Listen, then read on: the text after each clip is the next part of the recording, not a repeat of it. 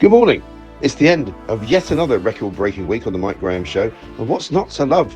Daylight when the show starts, into the early evening as well. Daffodils are springing up, birds are tweeting, the sun's been shining. It's actually even quite warm in some parts of the country. We've had some brilliant new guests through the door. Robert Jenrick popped in, the Shadow Chancellor from Reform, over the course of the week. Jacob Rees-Mogg came and saw us as well in our studios too.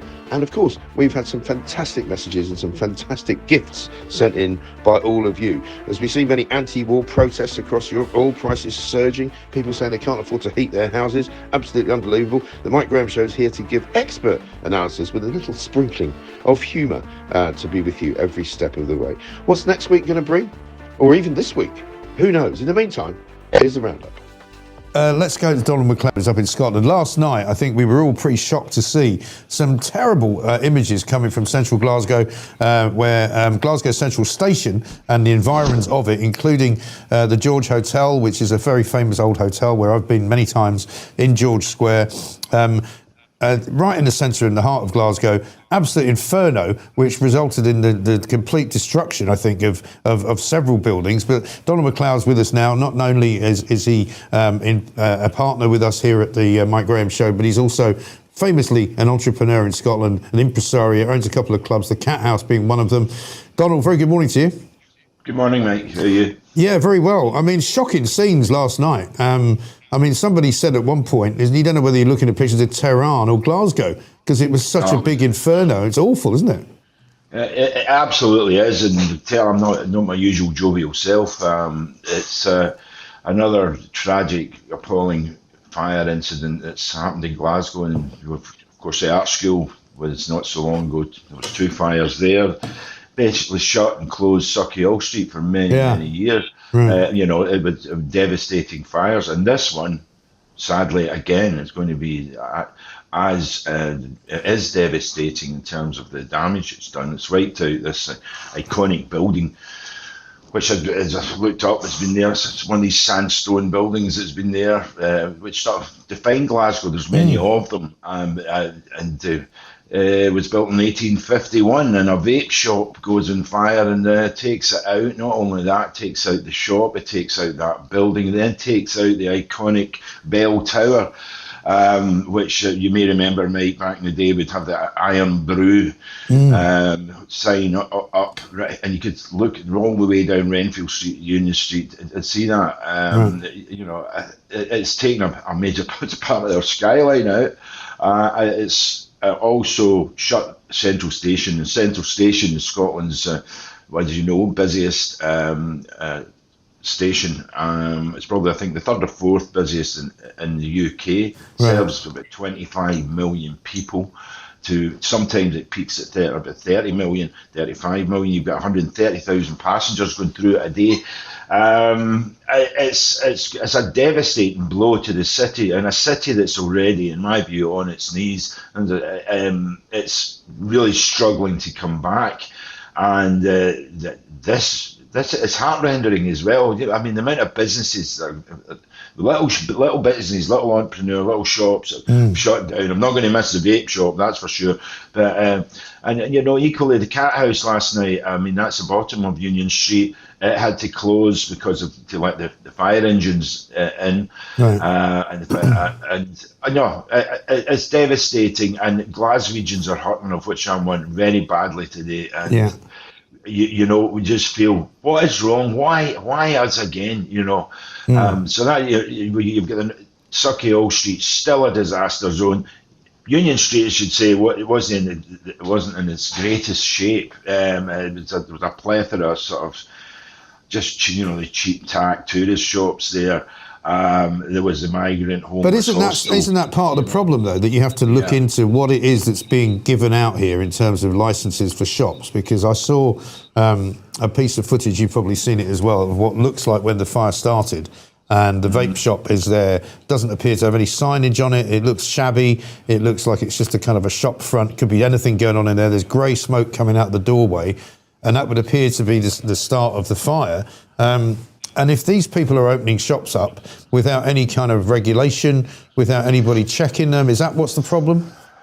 Well, it could be. I don't know. I think they're going to have to look into that. Glasgow's generally pretty strict in terms of checking licenses and making sure people have the right paperwork in order. Yeah. But it may be the case that the right paperwork isn't robust or strict enough. I think. And if it's, I mean, we're quite a forgiving city when it comes to the migrant situation, and so there's a lot of entrepreneurial, little startups. Not saying entrepreneurial, but startups there.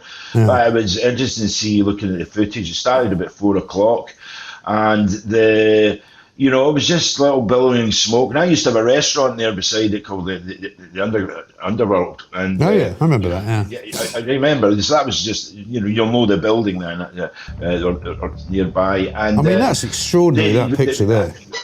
Well, look, it's just wiped out. But the good thing if you look at that picture where the water is getting sprayed, that building came down. The cat house is further down.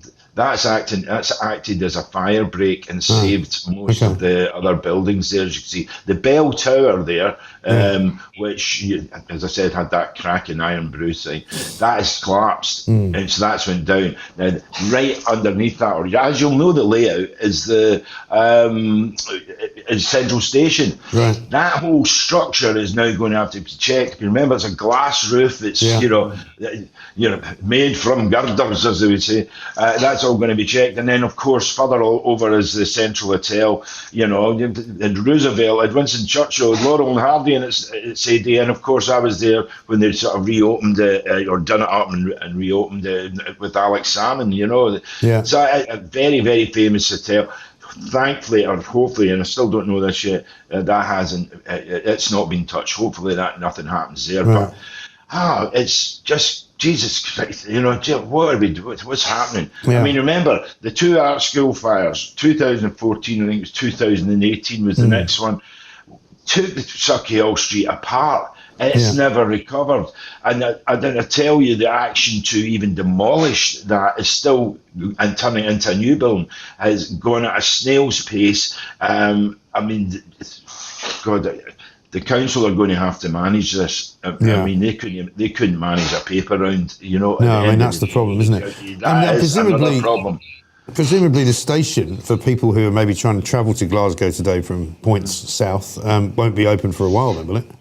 Well, I don't see it happening because they're going to have to, as I say, check the structure of particularly that side of the building to make it sound it's not going to collapse and the steel hasn't been weakened. I hope it does check out safe, and it'll be a very rigorous inspection to get that.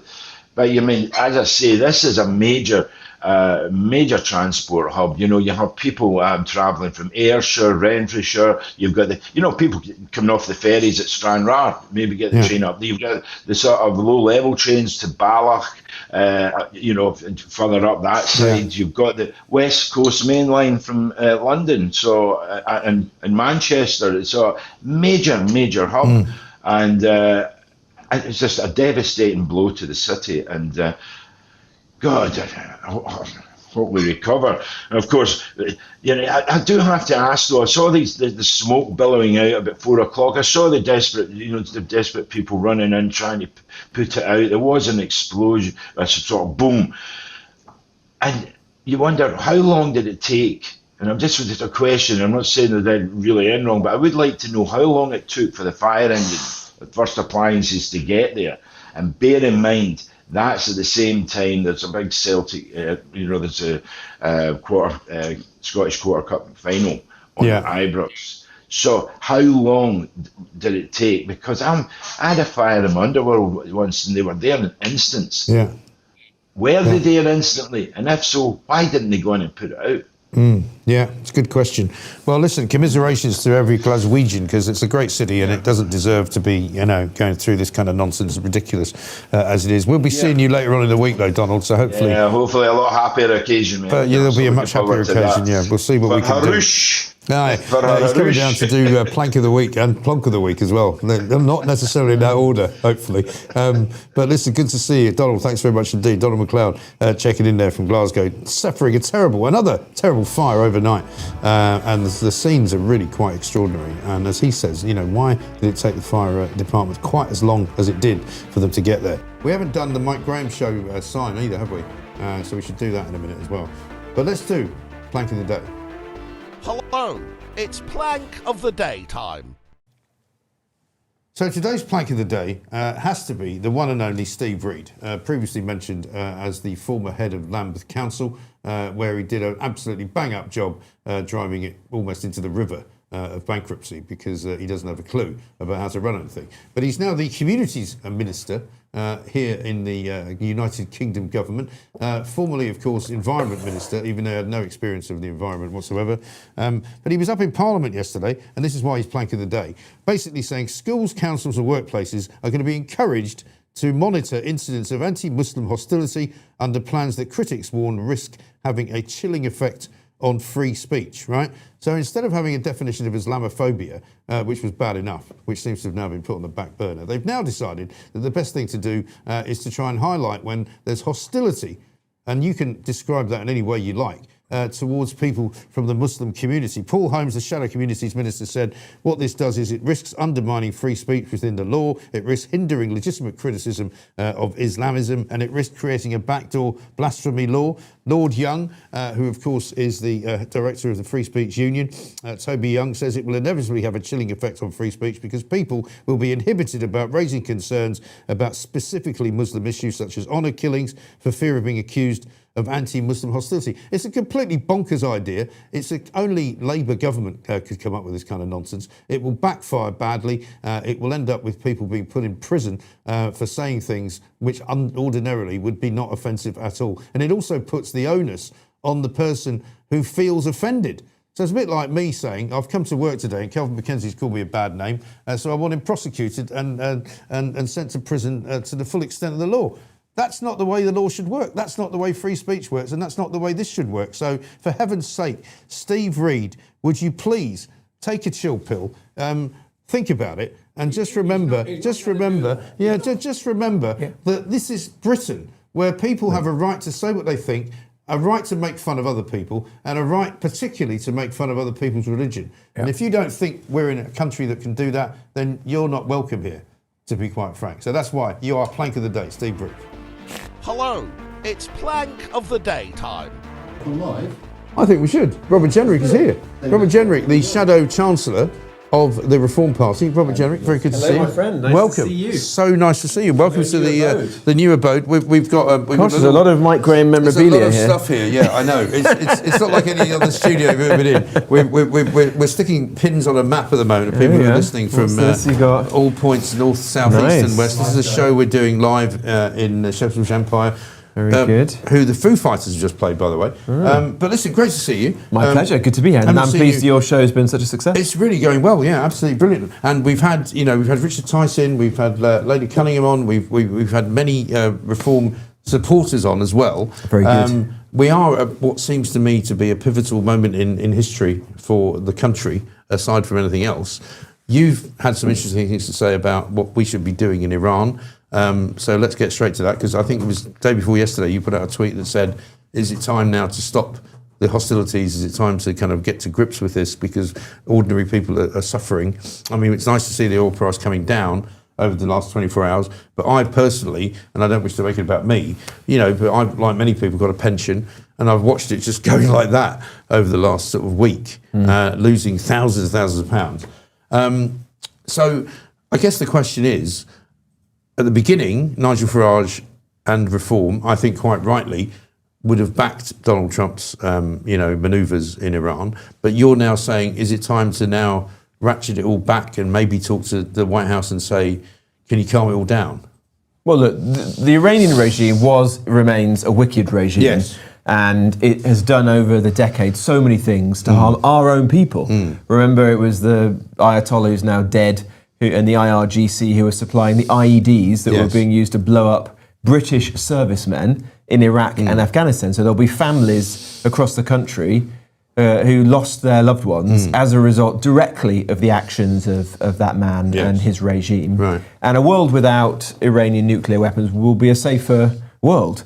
But I want this war to come to an end now as quickly as possible, because I don't want the UK to be embroiled in foreign wars. And I'm very, very concerned. In fact, the thing I'm most concerned about is the impact on people here in the UK who are already feeling hard up, exactly as you say, before the conflict. Food prices, energy bills, wages are stagnating. Under Rachel Reeves, the economy is going absolutely nowhere. And the last thing that they need is for this war to go on and for things to get much worse. And so we're calling for the war to come to an end. Ultimately, it's not within our control, is it? It's the United States and Israel who will dictate that.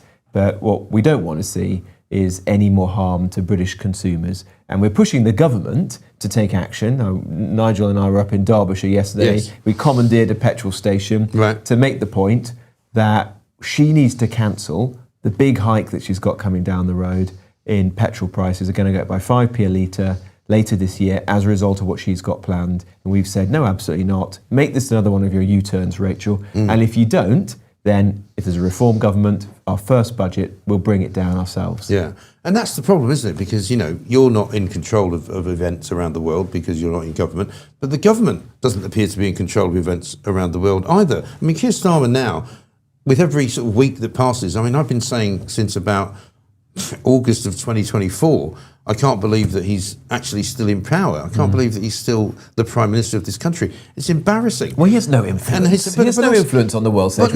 He tweets out pictures of him doing phone calls and calling for de-escalation. Right, and walking into rooms and you go, what's he doing? No one is listening to him. And he has been humiliated. I mean, look what happened in Cyprus.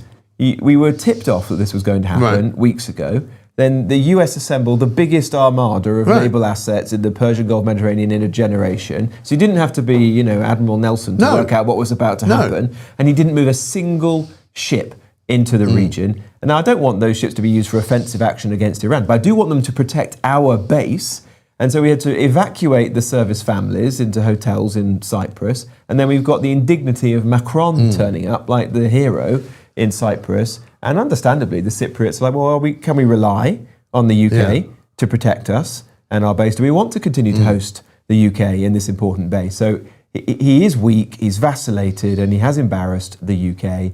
But what we've got to ensure now is we do what we can to actually bring down bills for people here in the UK, which is not hike taxes, drill for oil and gas in the North Sea. Stop importing gas from the Norwegian bit of the North Sea instead of using our own bit for the jobs, the tax revenues and the extra energy security that would flow from that.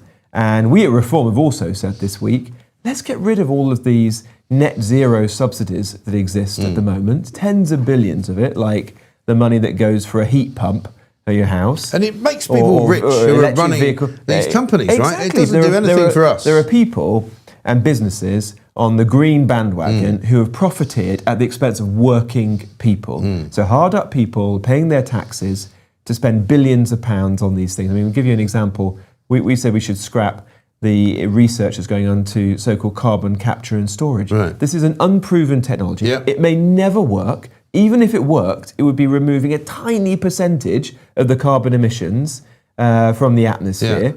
Well, remember, the UK is only 0.8% of the world's emissions anyway, and that is going to cost us, in this Parliament, it's going to cost us £9 billion under Ed Miliband's plan. It's a scam. Scrap it. It's a total scam. Scrap it and use that money to bring down people's bills and taxes here in the UK.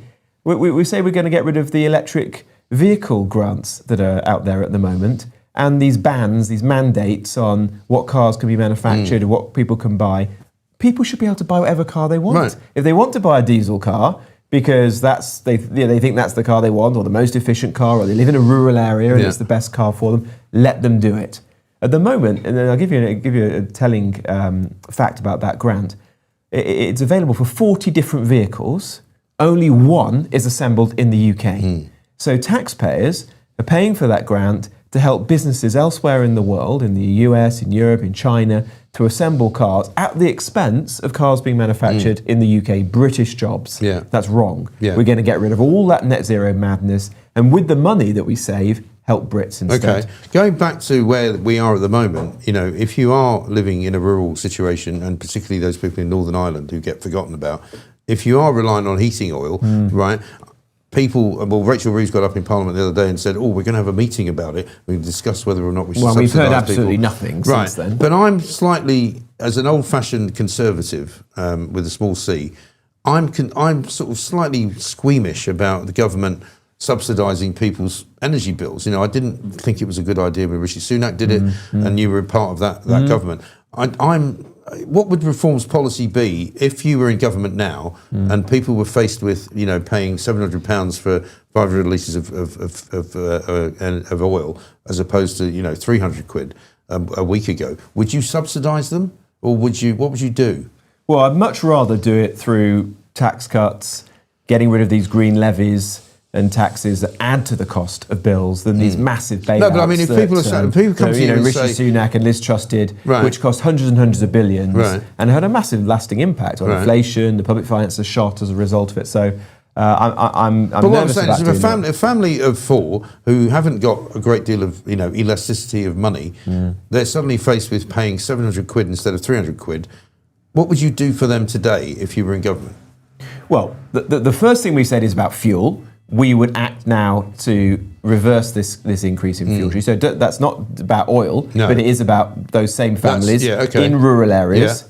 That's about filling petrol up, but it's helping stations, people across the Right. country, particularly people, But this is about people in people that rural need to heat areas. their home and they can't do it because they're frightened of paying the money. Yeah.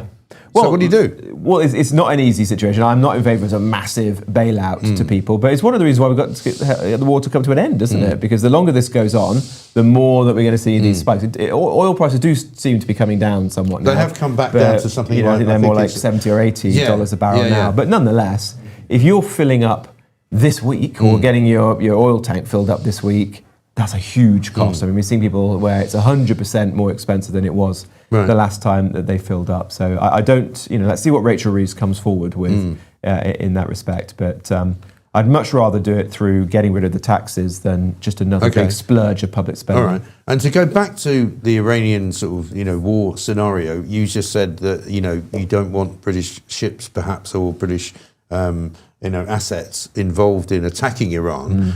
But we played actually 2 days ago an interview Richard Tice did with Al Arabiya out in Dubai, in which he said that reform would back US policy more or less willy-nilly, carte blanche.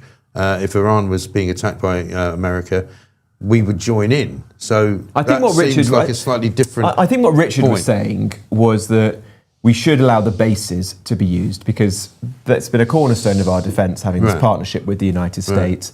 And many of these bases are joint bases, like the one in Diego Garcia that Right. someone wants to give away to Mauritius.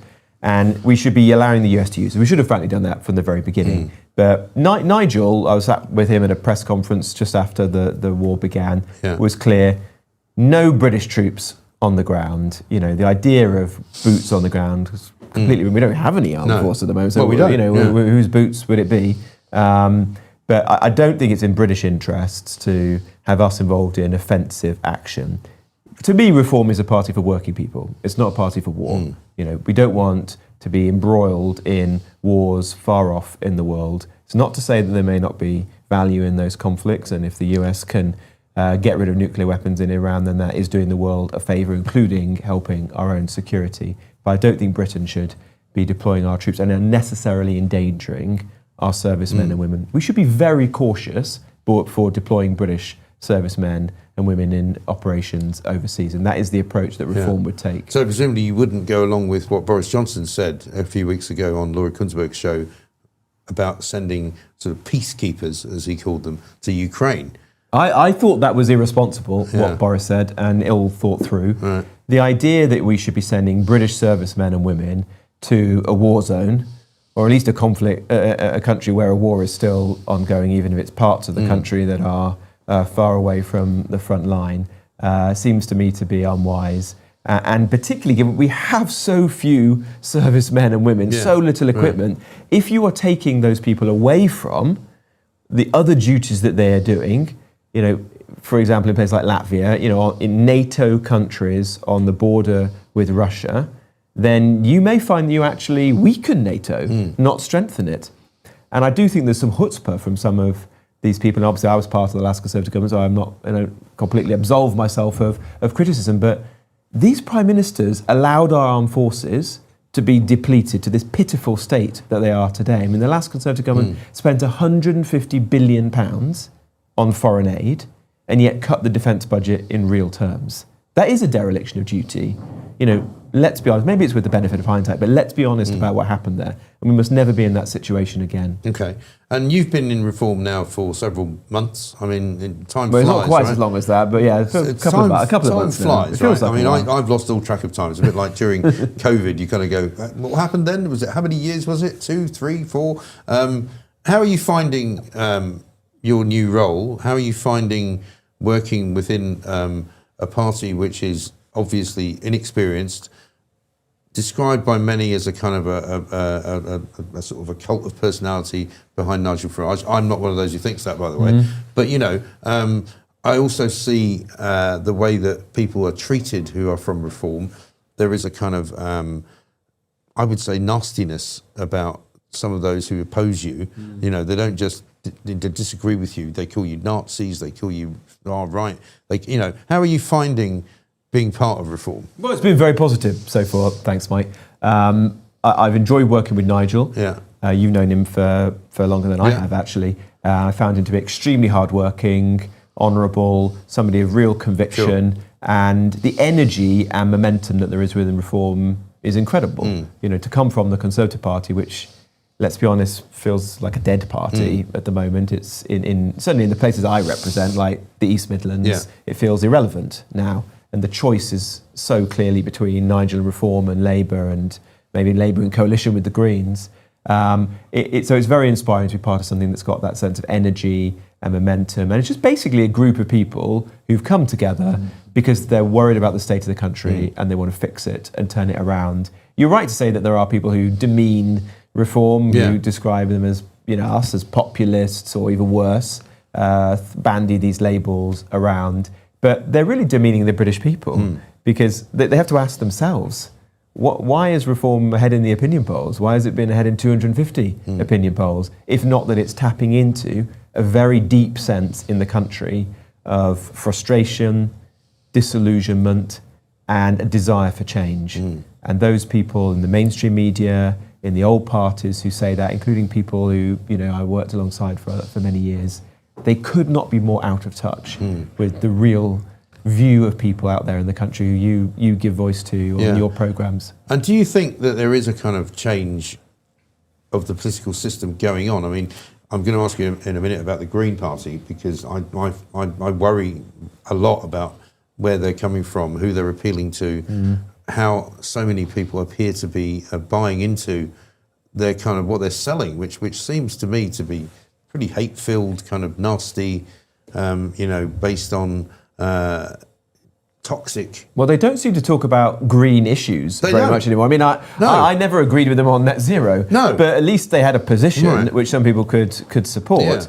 Actually, what you're seeing is a pretty nasty sectarian type of politics coalescing around the Greens. You saw a lot of that in the by-election up in Manchester the other day, and that's a bleak place for our politics if we go down that route and they begin to win these constituencies in the country where people are voting predominantly on religious lines. And you know, we've got to fight against that. It's come out of massive complacency because the Labour Party thought they could take voters like the Muslim voters for granted, and they found that they can't. Well, I've said the only thing that's green about them now appears to be the Hamas, you know, bandana that they wear around their heads as they go into each of these issues. But the big danger, Mike, I mean, we mustn't laugh about it, because the next election, I think, is going to be a choice between Reform or a coalition of the left. And if you had, say, Starmer's been booted out and replaced by Ed Miliband or Angela Rayner, and they're in coalition with Zach Polanski, if you think the state of the country today is bad, just imagine what that's like. I mean, people will be leaving the country in droves, and those of us who would never dream of leaving will be in despair. So that is why I ultimately chose at the beginning of the year to get behind Reform, to rally behind Nigel, because I think it is the only chance to fix the country. Okay. I know you've got to rush off. Final question, because somebody asked me to ask you this. Is there any way that you can force an election before 2029? Well, no. I mean, ultimately the choice is the Prime Minister and the Labour parties, but it's not impossible that something might happen earlier. If Starmer goes, You then get somebody else come in who's even worse, and through sort of failure, exhaustion, and the financial markets taking fright because they just have no confidence that this government is able to pay its way, that it tips into a general election beforehand. But, maybe we have to hope for that, but that election will come about in the worst possible circumstances for the country, and the state of the country will be even more severe than it is today, which is why we've got to fix things. And I'm not a pessimist. I think that we can actually turn this around. Yes, there are some things that are very bleak at the moment, but can we get the economy going again? Yes. And I've seen examples around the world where there's catch-up growth, get the right people in, create a sense of excitement, win investors back into the UK, give people here a break from the bills, then I think you can get things going again pretty fast. Well, it happened here in the 80s. I was part of it. Couple of quick comments. Do we have time? If we have them, I'm not sure whether they're good or not. We'll see. But 300 billion pounds on benefits, says Benny. I mean, something's got to be done about the benefits bill, hasn't it? Because that is absolutely and I do not want reform ever to be a party of welfare.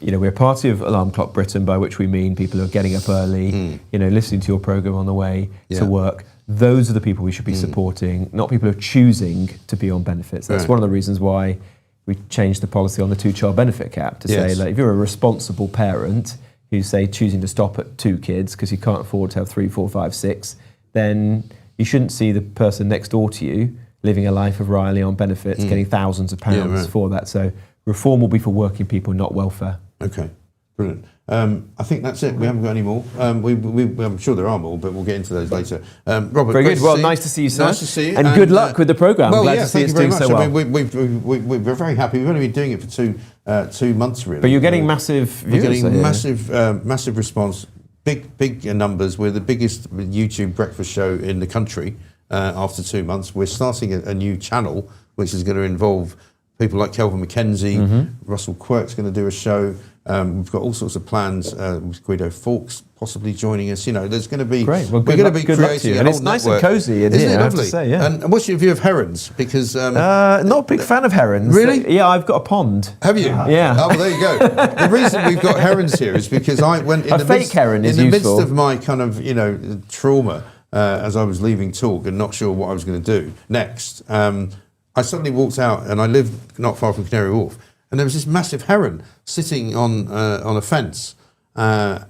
You obviously don't have fish, or else you wouldn't. No, you wouldn't I don't. Be such Well, a fan I live in of a herons. flat in London, right? and the mother of my children said maybe it was sent to you, because then it turns out that herons are actually a harbinger of good things and new beginnings and all of this. And I thought, this is interesting. And I looked into all the sort of cultural heritage of herons, and around the world there are sort of rumours and stories about them and legends. And I thought, this is a really interesting. So I sort of happened to mention it. So the heron is now the Mike Graham symbol. And so people keep sending herons in. So we're going to have to get a new studio because this one's full of herons. But listen, really good to see you, Lovely Robert. to see you Hopefully too. Yeah, see you good again luck with soon. everything. Say hello to the guys at Reform. And we will be back after this with Susan Hall from the London Assembly. Chat's coming back. We've got Dr. Gavin Ashenden to speak to. Dr. Gavin, a very good morning to you. I can see you, yes. We had a sort of slight El Collapso there. I'm not quite sure why. Sometimes YouTube is a law unto itself, and for some reason the stream just completely and utterly stopped, and everybody fell away. But we're now back, I believe. So welcome to the most civilised show on earth, and of course the true home of common sense. Lots to talk about this morning.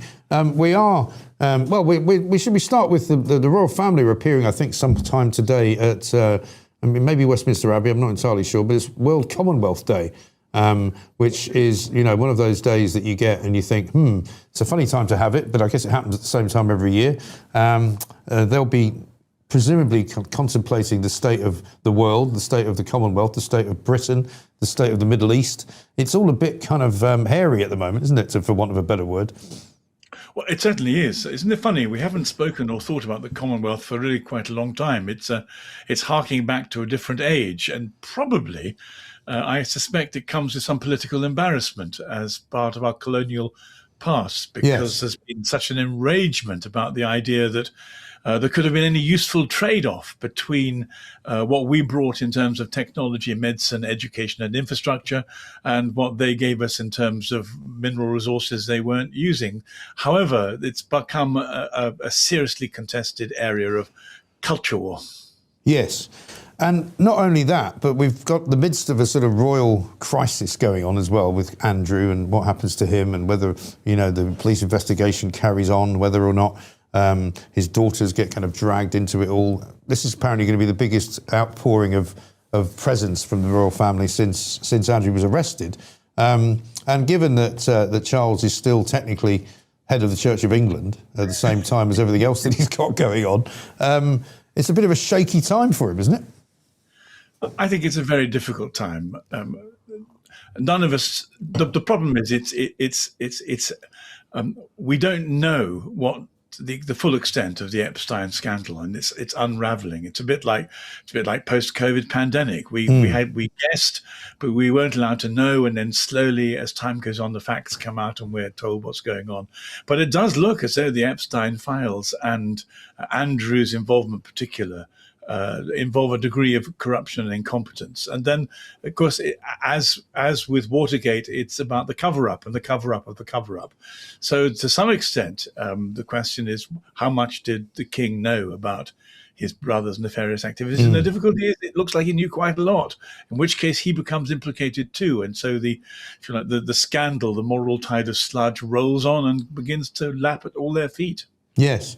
And I mean, the tide of moral sludge is not far away from Downing Street either, in terms of some of the things that have been going on there. But we've also got a government in power, or in place, if you like, but not really in power. We seem to have a country which is kind of stalled in the starting gates. We can't get any ships over to Cyprus. We can't get any gas into the country. We've only got 2 days supply. We can't seem to control the price of oil because we don't really produce any anymore. We can't control our borders. I mean, there's not much that we appear to be, as a country, in control of. Well, if you read a bit of history, we're clearly fin de siècle. The culture that that has built us has run its course, and essentially it's a bit like a bank account. There's been no moral investment, and we've been living off capital. Capital's run out. We're getting overdrawn. This is clearly a moment when we have to reimagine our society, but that's a very difficult thing to do, particularly because the two most powerful contenders, Islam and Marxism, are really rather good at their power grabs and determined. And the rest of us who are not Muslims or Marxists are sitting in the middle thinking, do I really have to get up and rethink my life and struggle for freedom? And the answer is, I'm afraid we do. And is that a fault of the church, do you think? I mean, I know that it's not really probably fair to blame the Church of England. It's probably not fair to blame religion in general. But there's no question, a shift, has there not, in the kind of religious makeup of Britain, where you've got seemingly smaller religions and religions that represent fewer people technically than Christianity, kind of sort of appearing to take over in terms of cultural appropriation, if you like. I mean, if we all went over to Pakistan and set up a load of churches and decided to start telling people that they had to stop doing things that they've been doing for centuries in order to accommodate us, people would go, you must be having a laugh, mustn't you? Forget about it. But that's what's happening in Britain. Well, it is, and it's partly because of this ideology of equality. I mean, you can blame the church, or you can make excuses. Isn't quite the right word. I mean, if I can be personal for a moment, I was training to be a lawyer in 1975. I discovered Christianity partly through reading Dostoevsky and Solzhenitsyn, and I thought, I think our society needs this more than it needs me to be a conveyancer or a company lawyer. And so I've spent the last 50 years trying to put money into the bank account, and with some small success. But for the church, on the church's side, it's been hammered really very hard by science, by Enlightenment, by Darwin, by Freud, by Feuerbach. And so I would say that the church as an establishment is to blame. The church as people who've been enthused by the real thing have been trying very hard. But establishment religion has let us down, in the same way that the establishments let us down with the Epstein files. Basically, people who get into power become very comfortable and they feather their own nests. But you're right. We're at a moment of crisis. this. We have to decide between the very, very different narratives that basically three stories give: Christianity, Islam, and Marxism. And I think the difficult thing, the thing that people are going to find most awkward, is that you used to be able to be agnostic, Yes. and hope for some space in between these three monoliths. But the space for agnosticism is over. If we want to have a society where the individual matters and you're free to think thoughts and say things, you're going to have to either choose Christianity or find something very like it, because there's not much else on the street that has the leverage to compete with the muscle of Islam and the determination of Marxism. Well, that's the thing, isn't it? I mean, we've seen in the past, 10 days or so, the sort of bombardment of Iran by America, the whole business of the Middle East kind of going up in flames in some way, shape or form. But you've still got the Iranian clerics running everything. You know, we see on the front pages today that Mojtaba Khamenei, who's the son of the late Ayatollah Ali Khamenei, who was assassinated, if you like, by the Americans. This guy appears to have just inherited the crown, if you like, even though it's meant to be the Islamic Republic. He's not particularly religious, apparently. He's not particularly well-versed in politics. So he's literally just become the new monarch, it would seem to me, of a Middle Eastern theocracy. Well, I'm sure that's true. And the fact is, these are the two examples of the other two powers I'm talking about. This war is partly about Iran. It's partly about China. China is the Marxist state looking for more domination. Iran is an Islamic state looking for more domination. And the West, or what remains of it, is beginning to try and resist and carve out some space. But the trouble is, it's all very well resisting Iran and resisting China. But what are you going to put in its place? Shopping won't do.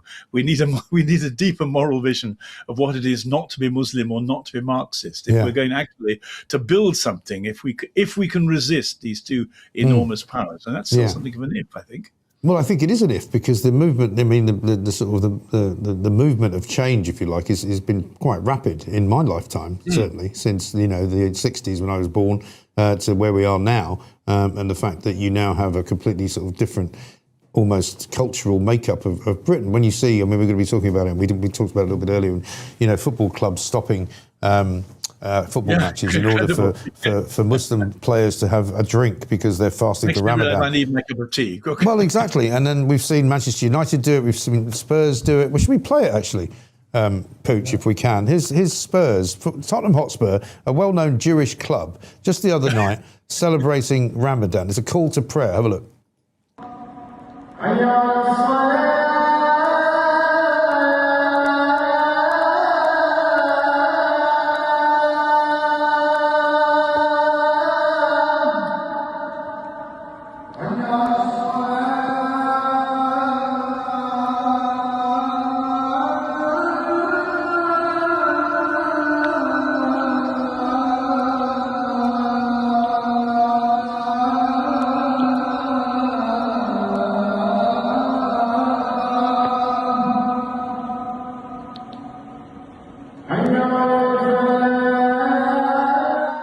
I mean, I don't know whether Spurs fans care or think it's no big deal, but it just doesn't look right to me. It looks a bit odd.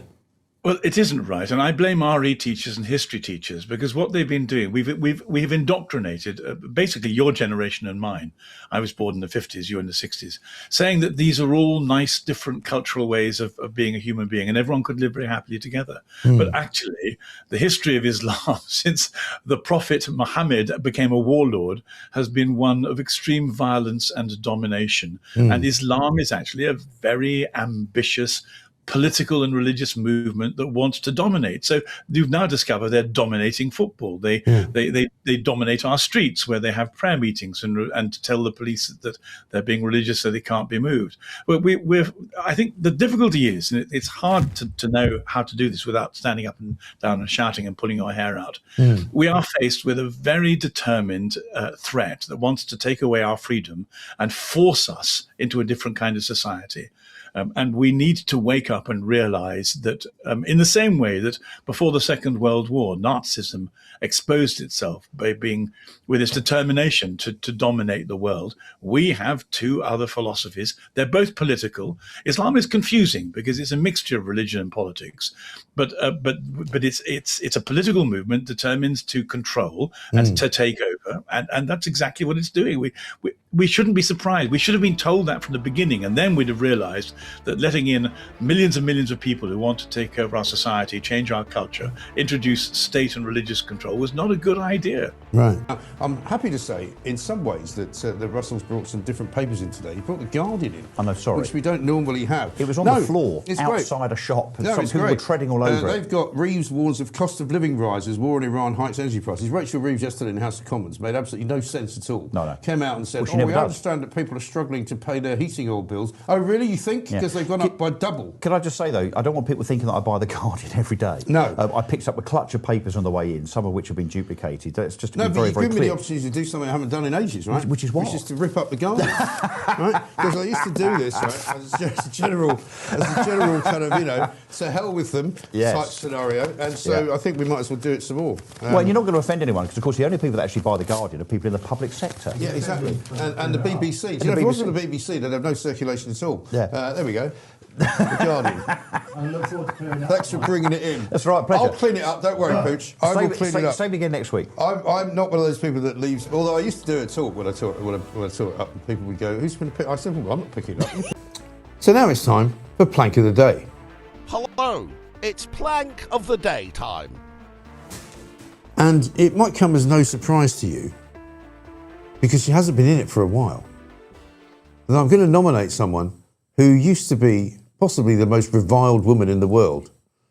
She's kind of taken a bit of a step back lately because we don't see too much of her.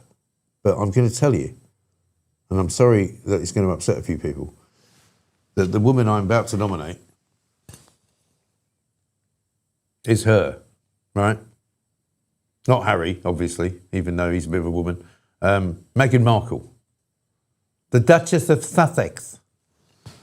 We got this plate sent in to us before, and a lot of people don't like it. Some people have said I should smash it.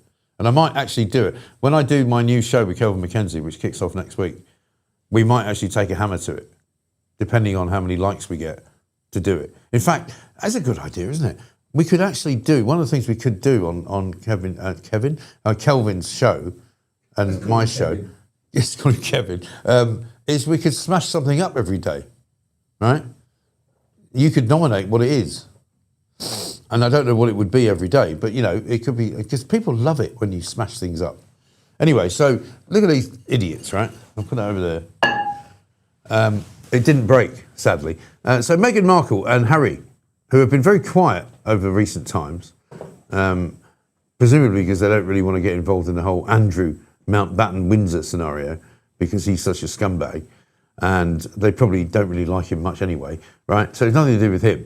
But the fact is they've sort of gone a bit quiet. Harry hasn't given any interviews. He came over here to take part in yet another lawsuit against yet another newspaper group about, whether or not he was hacked or, spied upon and all that sort of cobblers, right? But his dad, King Charles, who he doesn't have the greatest relationship with, is going over to America supposedly in April to celebrate or commemorate, we should say, I think the 250th anniversary of America's independence, which of course took place in 1776, for anybody that needs to know that. And it's now going to be 250 years since that happened. And so Charles was meant to go to America. Nobody's quite sure now whether he will go, because one, the special relationship appears to have broken down irretrievably between that idiot Starmer, the special relationship harmer, and Donald Trump. Donald Trump now thinks he's an idiot, and he's entirely correct to think that. So people are not sure whether the visit will actually go ahead, but it may well do. And then following that, there will be another visit in the summer from William and Kate, the Prince and Princess of Wales, who are going to be going over to visit the World Cup, which is taking place in America, right? Donald Trump loves the royal family, no question. So there's a pretty good chance, I would say, that King Charles is going to actually go, no matter how ill he feels or no matter how much he's suffering from his cancer treatment and all the rest of it. But of course, Harry and Meghan couldn't be in the same country as King Charles at the same time, because that could be embarrassing. Because people would ask questions. They'd go, well, why haven't you gone to Washington, D.C. to see Charles? Why haven't you gone to New York to see Charles? You know, you go to literally opening a can of beans if they were giving you an award of some kind. No. We're very busy in Montecito ignoring our children. Instead, they've decided to go to Australia at the same time, right? So that they can say with absolute impunity, oh, I'm sorry we didn't see Harry's dad. And we just weren't in the country, unfortunately. We went to Australia. But of course, as you might expect, as with everything around these pair of absolute grifters, there's loads of money involved, right? They're supposedly going to Australia to spread philanthropy, which loosely transcribed to normal people means charity, means, you know, helping people, means giving people. There goes Spooch's alarm. It's the end of his shift.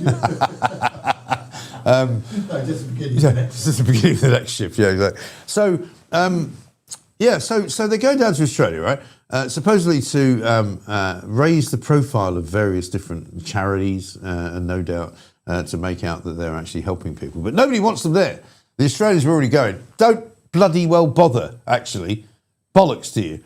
But it turns out it's even worse than that, right? The Duchess of Sussex, and I don't even know why we still call her that. I think we should completely strip her of all titles. I mean, if they could strip Andrew, surely they could strip her, right?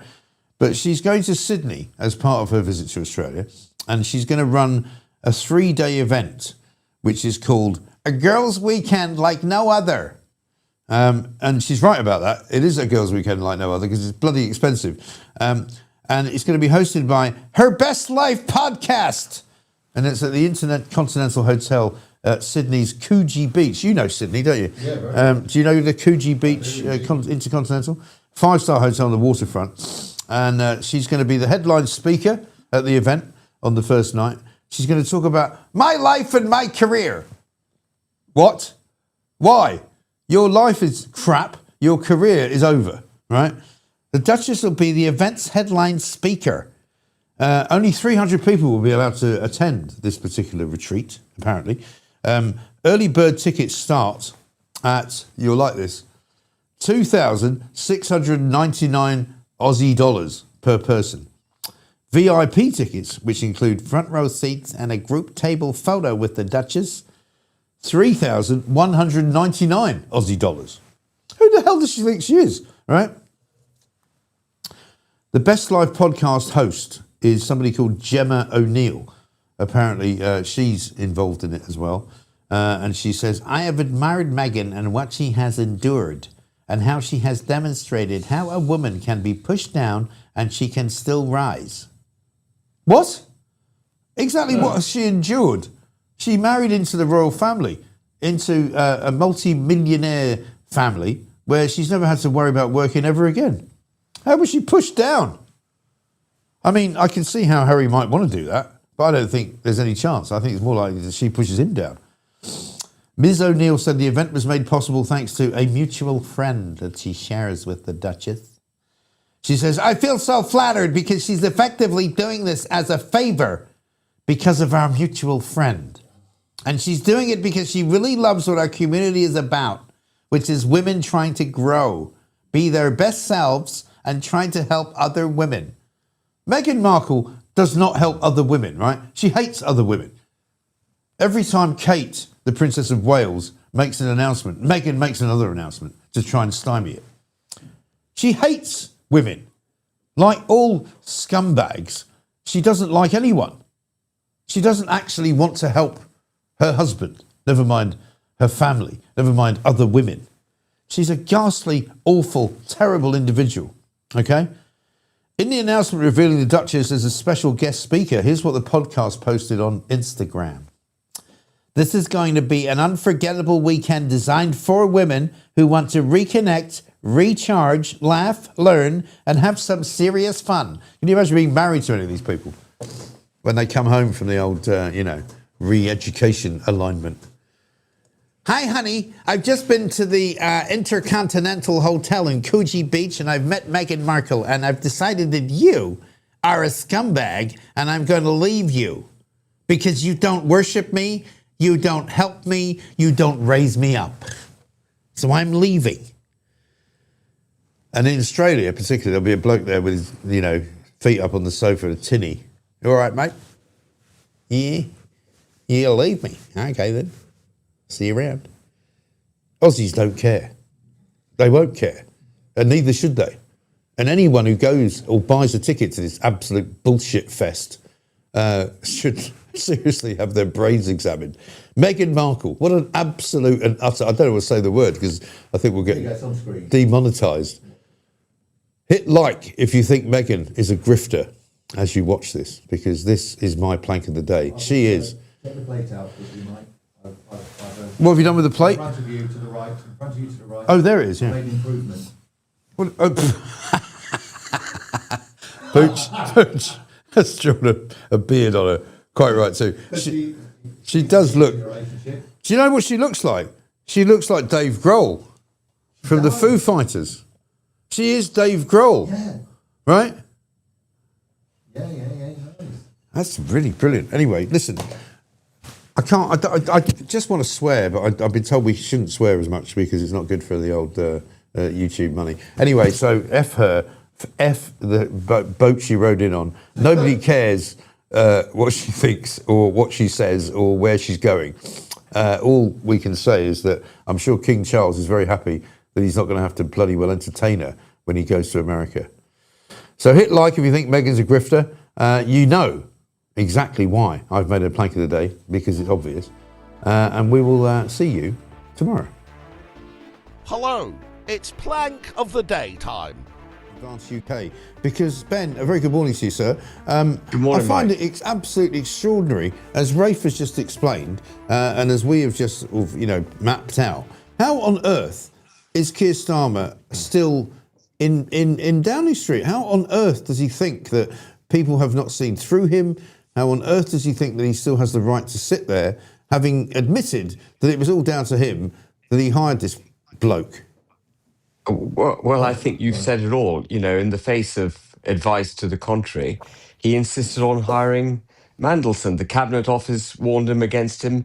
Senior advisors to the government, like Jonathan Powell, who's a very seasoned individual, has had 30 years of diplomatic experience, advised him against it. They said it was a disaster in the making. It would cause reputational damage.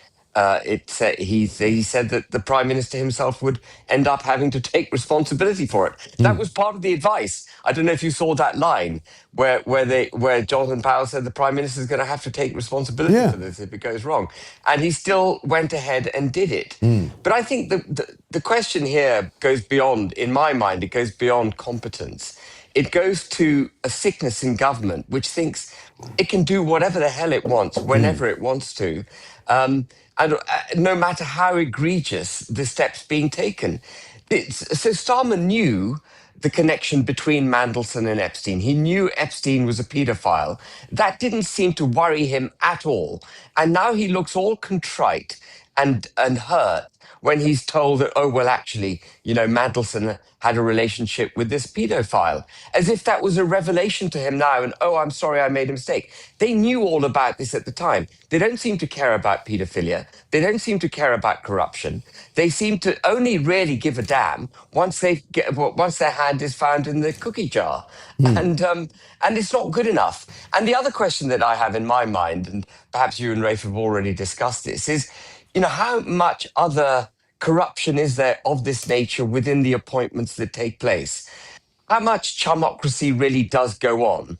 It's from the outside, it appears to be quite a lot. But if you're prepared to appoint someone like Mandelson, someone who was twice effectively sacked by the government, wrongly ennobled, you have all the evidence, you ignore it, you appointed an ambassador. How many members of the House of Lords, how many Knights of the Realm, how many senior positions in the civil service have been handed to people who should not have those jobs? We must have an absolute sickness at the heart of our government. Yes, absolutely right. And yet, and I blame the media in large part for this, Ben, we don't ask the right questions. And when I say we, I mean very loosely the word we, because I like to think that I do ask the right questions. But the idea that, Keir Starmer sort of stands up in front of people like Beth Rigby and goes, I take full responsibility for this. And nobody says, well, what exactly do you think you got wrong? What exactly do you think you should not have done? And why are you still standing here without resigning your job? And I think that is the question that we need to put to the Prime Minister. Yeah. And of course, Mike, it's not the first time he stands there looking all contrite, having made an absolute disastrous decision.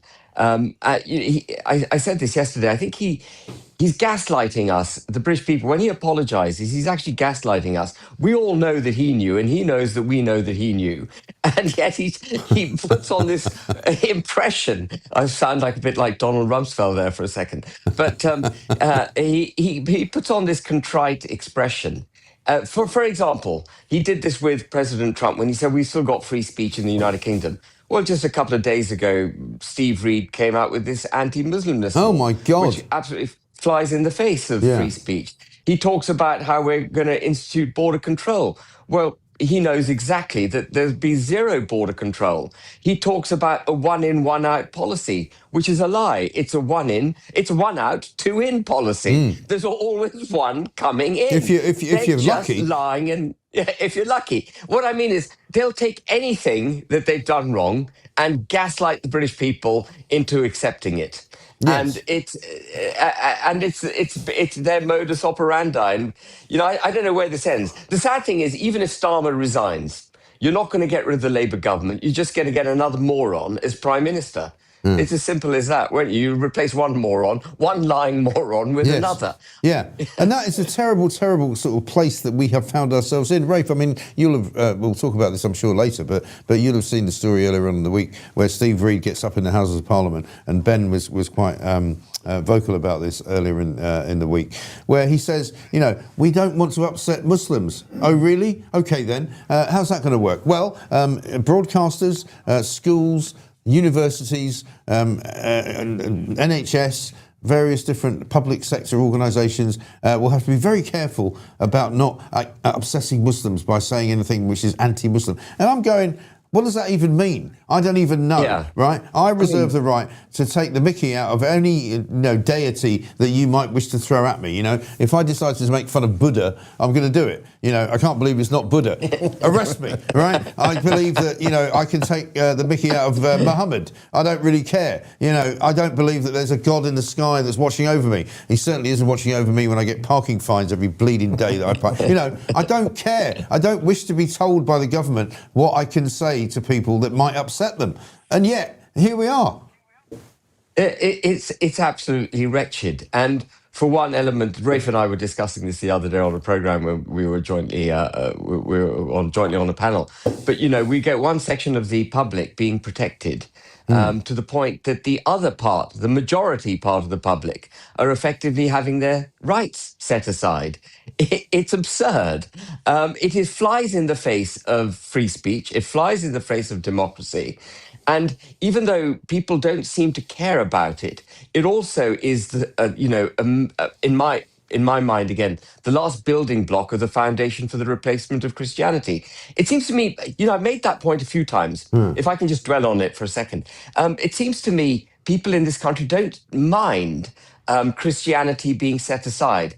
And what I would say to people who don't hold Christianity dear to themselves is, even if you're not an evangelical Christian, a born-again Christian that absolutely banging the drum for Christianity, what you must recognize is the gentle, brilliant fabric of society that our patrician form of Christianity created over 1,000 years of evolution. And that is now being set aside. So even if you're not a Christian, you should be extremely concerned about the way our Christian culture and our Christian constitution is now going to be set aside by this anti-Muslimness law. This is not just about Christianity for Christians. This is Christianity for the broader society that we must not allow to be replaced by this muscular, proselytizing, expansive religion, which is so intolerant of all the things we take for, or have taken for granted in the United Kingdom for decades. Yes, exactly right. And when you have communities in this country, and we've seen video evidence of this, so it's not like we're making it up because we're all mad right-wing nutters. People being told, you can't come in here, this is a Muslim community, this is a Muslim area, you can't come here and talk Christianity, you can't come in here, you have to be, cognizant of what we feel and how upset we might be if you start talking about God and Jesus Christ and all of this. I'm like, I'm sorry, that's not the country that I live in, that's not the country I wish to live in, and I don't know how it's got there.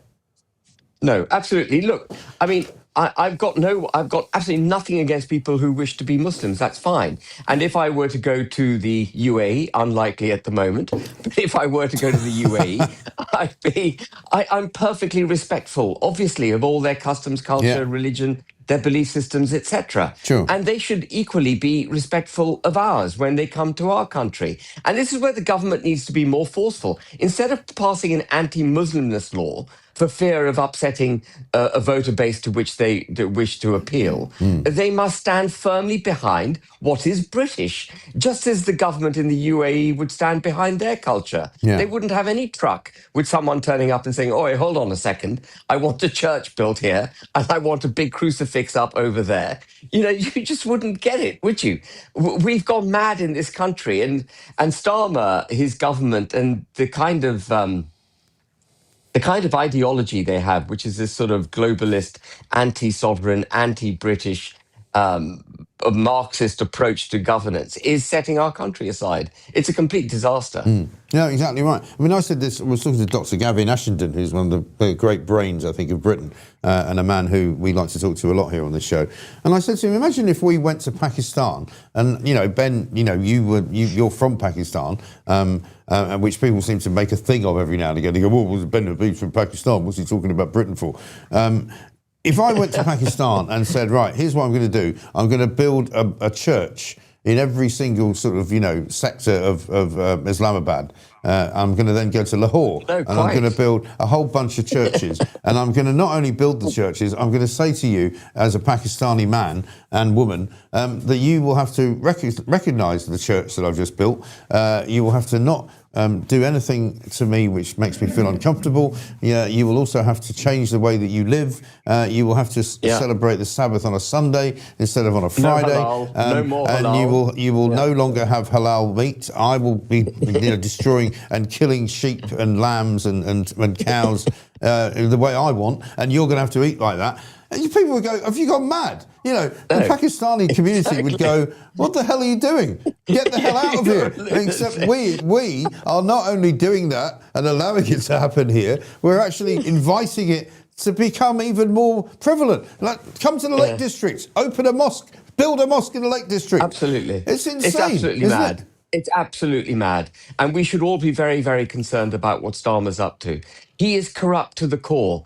This impression of contrition that he has every time he apologises for yet another mistake he's made. Right. It's a falsity. It's a lie.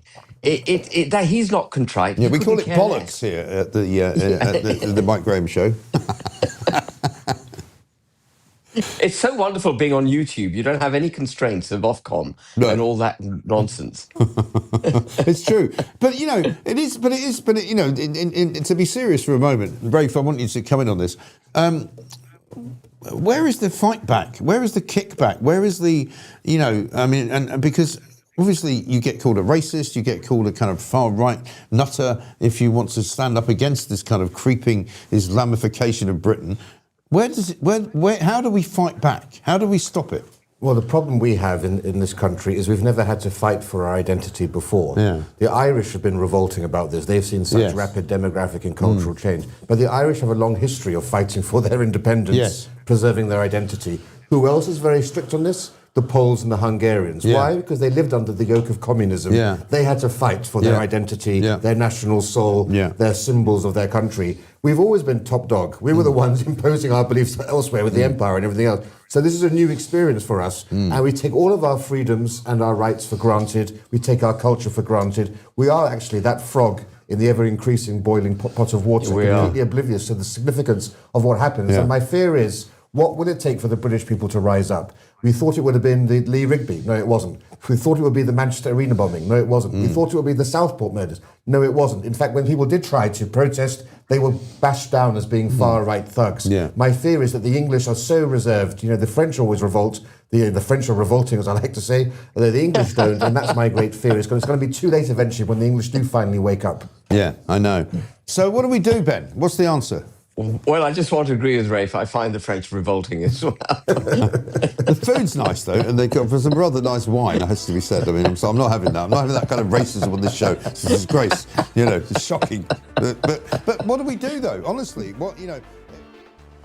Edward Hughes there with the news. Thank you very much indeed. I'm delighted to say, I mean, we're already at 7 minutes past 9. I don't know where the time goes, and it's Friday, which is also extraordinary. Thanks very much indeed to the guys from We Serve, by the way, who are fantastic. It's such a great organisation. But I'm delighted to say that we're joined live in the studio with Jacob Rees-Mogg. Jacob, very, very good morning to you. Good morning. Thank you so much for coming back in. We saw you a couple of weeks ago. Well, very few people invite me back a second time, so I'm very grateful to you. Well, listen, you're very you have what we would call in the council world an all-day pass, so you can come back anytime you like. Interesting, many things to talk about really this morning, but what, off the back of what you just heard from the guys from We Serve there, isn't it fascinating? When I'm always very, very sort of humbled when I'm in the company of people who have served in the armed forces. And I spent some time, as I said, in Bosnia with the, I think it was the Yorkshire Regiment, the Princess of Wales Regiment, actually. And they're just such outstanding people, and they seem to me to be the best of British. And it's like, why have we not celebrated them? And why have we not? How have we now got to a place where we haven't even got the wherewithal to send a bloody ship to Cyprus? There's a great line from Dr. Johnson who said, "A man always thinks slightly less of himself for never having served in the armed forces." And I think there's an element of truth in that. And we do have a respect for people who've served their country and been willing to risk their lives for the country. What's gone on? I mean, it is quite extraordinary that we're, particularly in what's gone on recently, that we're just so unprepared. So it's not whether we've got the equipment or not, because somewhere in the system there is the equipment. But it's that they didn't think this was going to happen when all the signs have been there. There were warnings coming from Donald Trump. He'd already attacked them last year, and we did absolutely nothing. We didn't even have HMS Dragon ready. We didn't even have an aircraft carrier ready. The list of ships that we have, which numbers something like 15, whether it's frigates or destroyers, in dry dock, is extraordinary. It's absolutely extraordinary. And submarines. One of our submarines is broadly functional. Even that, I think, is having minor repairs. This is hopeless. It's bad management. Yes. And this is the thing. There's a lot of argument about why we should give more money to the MOD. And in principle, I'm in favour of that. But we've got to be sure they're spending the money they get well first before we give them more. And at the moment, I don't have confidence that they're spending the huge amount of money they already get efficiently. Which I think takes us back to the other question, which is that nothing really in Britain works, and we get sort of criticised by those on the left who go, "Oh, you right-wingers are always saying that Britain's broken and it's destroyed and nothing can save it and all the rest of it," when in fact it's actually a brilliant, vibrant, multicultural, heaven that we should all be celebrating. Well, maybe, up to a point, Lord Copper. But the point is that we don't seem to have a civil service department. And I've said this, I used to say this when I was on talk, and I would ask whenever I would occasionally get a government minister on, I would say, can you actually name me any department in Whitehall that works efficiently? And you can't. No. The vision of Broken Britain is, I'm afraid, a real one. Yeah. And it's little things. It's potholes. The state of the roads is absolutely appalling. And potholes on A roads and motorways, it's not just on the country lanes in Somerset, where you may expect roads to be in less good condition if they're mainly used for agricultural purposes. It's not just that. It's all the way up to the Royal Navy being unable to send a ship out when needed. But it's also the hopeless, stultifying bureaucracy. I imagine you read through the 147 pages that were... Couldn't miss it. Mandelson's contract, there he was. Mandelson's contract was he was going to be ambassador to the United States, one of the most important jobs under the Crown. Do you know what his working week was meant to be? Go on. By his contract, 37 hours. Wow. So you think, Either you're talking nonsense, because really the ambassador can't just do a 37-hour week. No. Or you have this view of the world where people, even in the most important jobs, aren't utterly devoted to it. Now, actually being ambassador is a job you do all day, and it's every being day. prescribed to you so that you can say, well, actually, that's what it says. I'm off duty now. Yeah. They're meant to do a 7.5-hour working day. This is just ridiculous. It's such a box-ticking view of the state. And that was the thing that struck me about the 147 pages, is the Prime Minister made his decision. Very bad decision. Yeah. And then the system just ticks lots of boxes to make sure that it's all right. Nobody really sits there thinking, is this the right judgment? And if you don't have judgment at the top, you won't have things working at the bottom. And it doesn't matter what they are, whether it's people going on welfare as a lifestyle choice, whether it's being unable to deport illegal immigrants, whatever it is, if you don't have judgment at the top, the implementation at the bottom will not work. But this is why Keir Starmer is so unsuited to leadership, because he's a man, I described him before as a man in search of a law. You know, every time you ask him a question, whether it's, would you like a cup of tea? He's in search of a lawyer to go, excuse me, can I just get a yes or a no as to whether I can do that? And he's constantly searching for a reason to not do things. So, for example, the Chagos Islands, you know, well, we have to give it away because the International Court of Justice says so. Or, we can't actually get rid of Peter Mandelson, even though we think he's been pretty badly behaved. We'll have to give him some money because a lawyer's told us that's the way we should do it. It's mad. It's mad, particularly as the lawyers gave him the wrong contract, in my view. They gave him a routine diplomat's contract. Yeah, but even aside from that, right, what should have been the question was, are you sure you want to give this guy a job, given what he's done before? But you must have, in your broadcasting career, often had lawyers say to you, you can't broadcast that. Yes. And ultimately it's a judgment. And the job of lawyers is to be cautious and to prevent any problem ever arising. And therefore, effectively, they're there to say no. And exactly, this is what I'm saying. And so what Starmer uses them for is as an excuse to not do anything. Yeah. Right? And to be a kind of, you know, what we used to call the business interruption society. I mean, when I was in newspapers, right, we used to have lawyers for the same purpose. And I would have long conversations with them, and I would say to them, and the good ones would be those who helped you get the story into the paper. Because you would say, look, I want to get this in the paper. How can I do it? How can I phrase it? What can I say? What can I not say? And the good lawyers would go, this is how you do it. The bad lawyers would go, just don't do it. Don't do it. Right? You can't print that. But you can't run a business like that. You can't run a country like that. You certainly can't, because we are not getting things done. Right. And, I mean, immigration is at the top of people's agenda in relation to what we are not getting done. Yeah. And we're not doing things because of ridiculous laws that we are implementing in a way that other countries are not. Because these are the same people who say, well, of course we have to offer, you know, sanctuary to these illegal migrants because that's what the law says. And you go, well, tear up the bloody Change law the then. law. Change the law. Say, actually, that law doesn't apply to us. That's right. And here's why. And pull out of all the international bodies which are voluntary. The United States does not accept the authority of these international bodies. It accepts the validity of its own constitution and of its own Congress and President. We should go back to a system where the only law in this country is from the King in Parliament and, of course, the common law. And then we can actually govern again. And that's the big reform that either the Conservatives or Reform need to make after Yes, next exactly election. right. Because the only people who seem to be the most vocal about, you know, how we must look after illegal migrants are, one, the International Court of Justice, the ECHR, and, of course, the United Nations. And nobody in their right mind takes the United Nations seriously at any point over anything.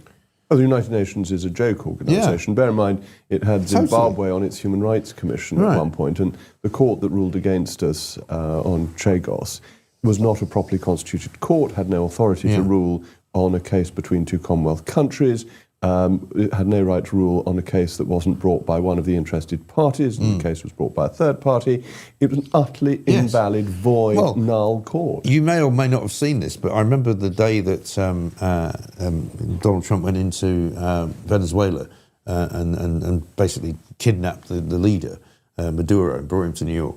And they had an emergency session of the United Nations, at which the Russian ambassador to the UN spent about 15 minutes berating them for invading another country without law, without due legal process. And I'm kind of going, is this some kind of irony you're practicing here? Or, you know, and then the Chinese guy got up and said the same thing, and you're kind of going, why were you even giving these people the right to say these things without actually criticising them at all? Well, because we believe in freedom of speech, even when people say things we don't like. We do. And look, the UN as a talking shop is there, and we have a veto, and we don't have taken notice of it. Yeah. I wouldn't try and replace it with another body. You need some forum where people can meet. Would you not just do away with it altogether? I wouldn't do away with the UN. I'd do away with a lot of the subsidiary bodies. I'd pull out of the WTO, the WHO. Yeah. I wouldn't have anything to do with that. Yeah. I think that's a very well, that seems to be captured by the Chinese. Yeah, isn't it? absolutely, and talked a lot of nonsense about COVID and scare stories, Totally. and wouldn't discuss the Wuhan laboratory leak theory. It tried to shut that down because it gets a lot of money from China. Indeed. Let's talk a bit about the whole situation with Iran and what's going on. It's a bit, I mean, I've got, as I'm sure you have, members of my family who live in very different parts of the world. I've got a daughter that lives in Dubai, which is slightly unnerving. We speak on a daily basis, and she said, I'm like, how are you today? Fine.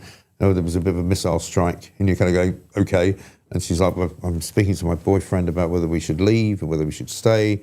It's all a bit kind of uncertain, it seems to me, and we don't know yet whether or not the Iran sort of new Ayatollah, if you like, is going to be more friendly to us or not, or less friendly. But they still seem to be firing a lot of missiles out. So what's your sort of take on it all? Well, first of all, I'm not in the least surprised that Miss Graham is showing proper blitz spirit and is carrying on regardless. I thought any daughter of yours would not be running away at the first opportunity. You're quite rightly worrying like the Billy-O of here, course. And your daughter's got some backbone. Yes, So exactly stop, right. I really admire Exactly that. right. I think quite right. Having started, Trump must finish. Yes. That is the one thing I'm absolutely clear about. I don't think I would have started had I been Trump. Okay. Partly because of the Straits of Hormuz, which was the obvious risk. And I believe in the rights of individual nation states. I think that intervening in the internal affairs of nation states is usually a mistake, even if they are awful, evil regimes. Having said that, every effort needed to be made to stop the nuclear program of the Iranians. But having started, you must finish. I don't know, and most of the people I speak to don't know how long Iran can go on with the counterattacks. My worry is that Russia thought Ukraine couldn't go on for very long, and Ukraine has gone on for 4 years. Yeah. The amazing bravery of the Ukrainians, but also the weaponry, the cheap weaponry that they have developed, particularly drones, to counterattack the Russians. Can Iran do that? Or is this more complicated than that? Because Iran, as I understand it, was supplying a lot of the drones to Russia. Yes. Now are they being used by Iran? So does that undermine Russia in Ukraine? And does America have the intelligence to know where these drones are being manufactured to destroy the manufacturing of them? Yeah. And America definitely has much, much greater firepower than the United States. Different league. And you saw that, the West as a whole does. You saw that with the use of the NLAWs, which were just able to take out all the Russian tanks with a handheld device. Western and also, technology I'm is way told ahead. in Venezuela, and I don't know whether you read this story, but apparently there was some incredibly modern weapons used in the invasion of Venezuela, where they were using sort of sonic weapons, where you sort of go into a market square and sort of everybody falls over. It's like some kind of movie, James Bond like, you know, because you've got some kind of horrendous thing that vibrates and everybody falls over. If you, like me, watch the Avengers and the new Avengers, I did like the old Avengers. All the things that they had on those programs, and Steed was coming across either to stop or to start, now seem to exist. Emma Peel was to be honest, my favourite. And then Joanna Lumley in the new Avengers. Yeah. No, I much prefer You Emma prefer the Peel old and the Avengers. Lotus. Yeah, definitely. Yeah. But so you're absolutely right. There is no contrast, no competition between the Americans and everybody else. But is this going to end up becoming one of those things that just goes on forever? Trump famously said, we don't want to get involved in forever wars. He seems to now be in one. It's very difficult. That once you start, it is very hard to stop, and you mustn't stop. What have you got to achieve? what are your objectives? You've got to stop Iran ever having nuclear weapons, and you've got to ensure the Straits of Hormuz are reopened. Yeah. In an ideal world, you then get Iran having a different regime so that we can trade with it, because if Iranian oil comes back on flow without any sanctions, the oil price will fall rather than rise. Yeah. But I think the long-term picture for oil is a significant decline in price, because Venezuela, albeit very heavy crude, is going to be coming on in larger quantities. Yeah. Iran, if this works, will be coming on in larger quantities. Ultimately, the war in Ukraine will end and Russia oil will come back. Enormous supply coming on a market that is priced at a very marginal level. Roughly, supply and demand are about 100 million barrels a day. And you miss or hit by 1 or 2 million barrels. If you're 2 million barrels over, the price keeps on falling. If you're 2 million barrels under, it keeps on rising. Yes. And what about the business of subsidising the oil that we have to pay for? For example, I mean, at the moment, particularly those people in Northern Ireland, which Keir Starmer apparently has only just discovered. He went there yesterday and to pretend as if he wasn't, cared about them. I think it's something like 75% of people in Northern Ireland use heating oil for their houses. Similarly, in rural areas, maybe in Somerset, I don't know. Indeed, in Somerset. Certainly in Sussex, we've got a big tank of oil, and the mother of my children's going, should we buy some? Should we not buy some? I'm like, I don't know, no idea. I think it's going to come down, but I'm slightly uneasy always about whether the government should subsidise the price of that, because I think it's against the principles of capitalism. One. And it's in the end it's everybody else paying for you and I's oil, which they should be doing. I was Secretary of State for Energy when we did the biggest subsidy that this country has ever done. But we did that because gas prices had gone up ninefold, and there was hardly a business or an individual in the country who wouldn't have been ruined by this. Right. And then, of course, prices came down. But what we also did was we had an energy supply task force. And what we were working on was securing diversity of supplies to make sure that we wouldn't be caught by such a squeeze again, and have long-term contracts. Because although we had contracts that had provided us with lots of gas, they were all short-term, and the gas could be diverted to other countries when the price changed, including our Norwegian arrangements. And there's no storage, right? Capacity. No, our storage always had been the North Sea. Yeah. And when we had the North Sea and were using it properly, we didn't need storage. If we were to start fracking again, we would not need storage, and we would help keep prices domestically lower, because the gas market is not a global market, and the government's simply wrong about this. It's a series of local markets or regional markets with different prices. Now, this Energy Supply Task Force got wound up, and therefore when you have another crisis, we don't have that certainty of supply which we should have had. To answer your question, it is not yet extreme enough to start subsidising energy prices. If energy prices went to $500 a barrel, then you might think that you had to do something. But I certainly wouldn't do it at the moment. Bear in mind... But you're saying as a principle it's not a bad thing, whereas I think as a principle... Oh, I think as a principle it is... No, I completely agree with you. It's a terrible thing. As a principle it is a terrible thing, but sometimes you have to do terrible things because the alternative is even worse. Right, okay. Which was the position I thought we were in 2022. Right. And so, in terms of, I suppose, the immediate future, say the next week or two, it would appear that things have stabilised a little bit. I'm not sure exactly how many ships are going through the Straits of Hormuz, but it's not as bad as it was a week ago. What should Keir Starmer be doing that he's not doing? In terms of, he seems to be particularly irrelevant now, even more irrelevant than he's ever been. Forget about the Mandelson aspect, but just in terms of his international strategy, he's all over the place, isn't he? His international strategy was to be close to Trump. Yeah. And he's lost that by not allowing the air bases to be used. He's also lost all authority within his own government because he's no longer there by the mandate that he got in 2024. No. He's there because nobody can be bothered to get rid of him. Right. And that's a complete change of position. That means that the cabinet can hold him to ransom and he can't force things through. And you saw that at the cabinet meeting where Ed Miliband became the de facto prime minister, deciding whether or not the air bases were available. Terrifying, by the way. I mean, he's a very decent and highly intelligent man, but extremely dangerous. Yes, and he may well be but like many people who are, quotes, highly intelligent, he doesn't have a sort of common touch, so he can't speak to people in the way that they want to be spoken to. He can't kind of explain himself in the way that he should be able to do. And he can't apparently convince anyone that he's anything other than crazy, because he's known as Mad Ed Miliband. And, you know, that may be unfair, but people don't trust him.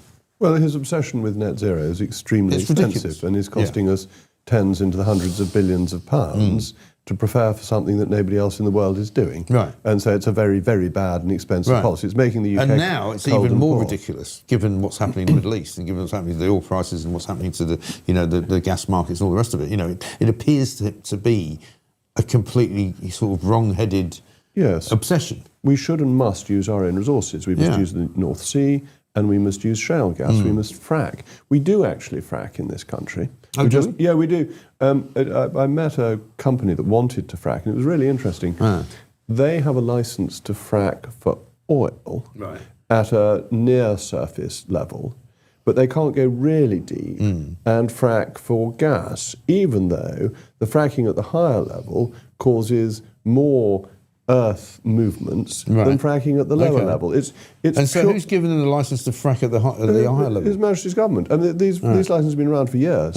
The anti-fracking thing is nothing to do with the science on fracking. It is purely ideological against using our own resources and in favour of renewables that aren't always there. It's nothing to do with whether fracking is safe or not. No, because they've never proven that it isn't safe. You know, they've proved that it is safe. There's an enormous amount of evidence to show that it's safe. In all the places where they used to do it, like when they used to do it around Blackpool, you know, those who were against it would say, "Oh, there's been an earthquake." You know, there are earthquakes happening all the time. That's right. All the time. The level of earth tremor from fracking is lower than that you get from a rockfall in a disused coal mine. Right. And we're also fracking. There's this. I think it's in Cornwall. They're using underground hot water to get energy. Right. That involves fracking. Yes. So you do it when it's some sort of nice little green idea, but you suddenly say it creates earthquakes. And everyone thinks of San Francisco and tsunamis and things like that. As you rightly say, there are little movements in the earth day in, day out, most of them hardly measurable. Exactly. We're almost at the end of the show. I know. I have a question for you, right? We've got an announcement. We've got a question for you, because I learned this week, because of Pooch, about a character who is known as one of the greatest physicists and mathematicians of our time, James Clerk Maxwell, who's a Scotsman, apparently. And he was a kind of, is it right to say he was a sort of compadre of Einstein and precursor of Einstein? And I'd never heard of this guy, right? Which might be partially due to my insufficient education. Do you know about James Clerk Maxwell? And do you have I know very little about him. I've heard of him, but he's one of the most unknown sort of scientists to me. Whereas apparently he was somebody that Einstein looked up to. Extraordinarily. That I didn't know. What was the fact, Pooch, that you said that he was the guy who worked out something about electromagnetic waves bending around things, right? Yeah, all the technology in our phones is based on Maxwell's equations. So, okay. As Jacob said earlier, he was a contemporary of Michael Faraday, and they were Einstein's heroes. Right. So you were talking about creativity, though, weren't you? Oh yes, that's what we wanted to do. Yeah. So I wanted to say to you, as a man who I regard as creative and intelligent and interesting and innovative, and I'm sorry to put all of those things in one sentence. I worry, and I used to say this as a joke when I used to do the overnight show at Talk Sport, that I worry that the human race is evolving backwards and we're actually getting stupider as we get older. And some of the people who have been put in charge of us have become more stupid. When you look at somebody like him, I worry that we don't produce people like that much anymore. You know, Elon Musk obviously is a sort of slightly mad genius, but there's not many people like that, and he gets vilified all the time because he's considered to be right-wing, therefore he must be mad. But do you worry that we don't have enough creativity in this country anymore? No man is a prophet in his own land, or indeed in his own time. And perhaps I'm too complacent about this, but when you look through history, people always say this. Yeah. You can go back to Dr. Johnson saying that there are no great figures, political figures in our time, as there were during the Civil War in the 1640s and 50s. I think you can find Cicero making this complaint too about how the figures of today are so. He's dealing with Julius Caesar, and it's a natural human complaint because you don't realise how amazing people are until they've been dead for a bit and their legacy has become understood. And very often, like Maxwell, they discover something that isn't immediately useful. That they didn't have mobile telephones. They didn't need that technology. He had discovered something very important, very useful 150 years later, but not something that was immediately practical. I have a feeling those things are still going on, and so I'm pretty optimistic about human nature and human ingenuity and creativity. And I suppose the counter-argument to my own argument is that in the last 20 years or so, the advent of technology has been quite extraordinary. Well, aren't you the personification of this? Possibly so. Look, I basically come here to flatter you, but I really mean it. Excellent. Because what you are doing is fundamentally changing the nature of media. And if you go back just 20 years, just when I entered Parliament in 2010, if you wanted to get a message across, you had to go on the BBC or Sky. Now, you can just put up a little YouTube video. You've got your whole programme without the backing of a major broadcaster. That would have been inconceivable. It would have been. Even 2 years ago, we couldn't have done it. And look at the technology you've got. It's all actually pretty standard and not very expensive. No. Whereas, I remember when I was a child, the BBC coming to film my father. And the number of people they brought, the size of the equipment, the recorders, several vans, several huge numbers of people coming. And now you do it with one person coming, sometimes just with his camera. His telephone. It is amazing. Which is absolutely you do amazing. the same. I mean, you do a broadcast to the nation like once a day. And I do it myself, and I do it with my... somebody else puts it up for me and takes out my costs. I'm the same. I mean, Pooch, if it wasn't for Pooch, I wouldn't know how to do any of this. I just sit here and talk. But you're right. It's an extraordinary thing. And if you think about it, and I know that this is probably a hoary old thing to have said, but people say that the what's now in my iPhone is actually more sophisticated than Mission Control was when they sent Apollo missions up to the moon. By miles. Right? And it's kind of mind-boggling. Have you ever, which I did recently, I was looking at the quails in their incubator, dropped your iPhone on a stone floor and found that it wouldn't work, and gone back to the previous model? Yes. Doing this for a fortnight was so difficult, simply because of the amount of memory that the new telephone has opposed to the old. And we just take it for granted. Because we upgrade the whole time, we just think we will have sufficient memory to do everything, and we forget how little memory we had just 2 or 3 years ago. Kelvin Mackenzie's calling me, sorry. Oh, he's a great man. Shall I answer it? Let's speak to Kelvin. I'm a great fan of Kelvin's. Kelvin? Oh no, it says missed voice call, sorry. Oh, it's a pity. That's a shame. Why have you got a postcard of Richard III? Because this is our... we refer to Rachel Reeves as Richard III. Because we think she looks a bit like him. And so people send us in various different caricatures. Well, let's keep her out of the Tower of London and away from children. Let's keep her out of the Bank of England, frankly. That's a very good idea. And actually, I'd rather that she didn't have anything to do with the economy whatsoever. I was worried you might be one of those people who admires Richard III. No, absolutely good, not. I'm reassured. No, absolutely not. Listen, Jacob, great to see you. Tremendous. I mean, we could literally sit here all day.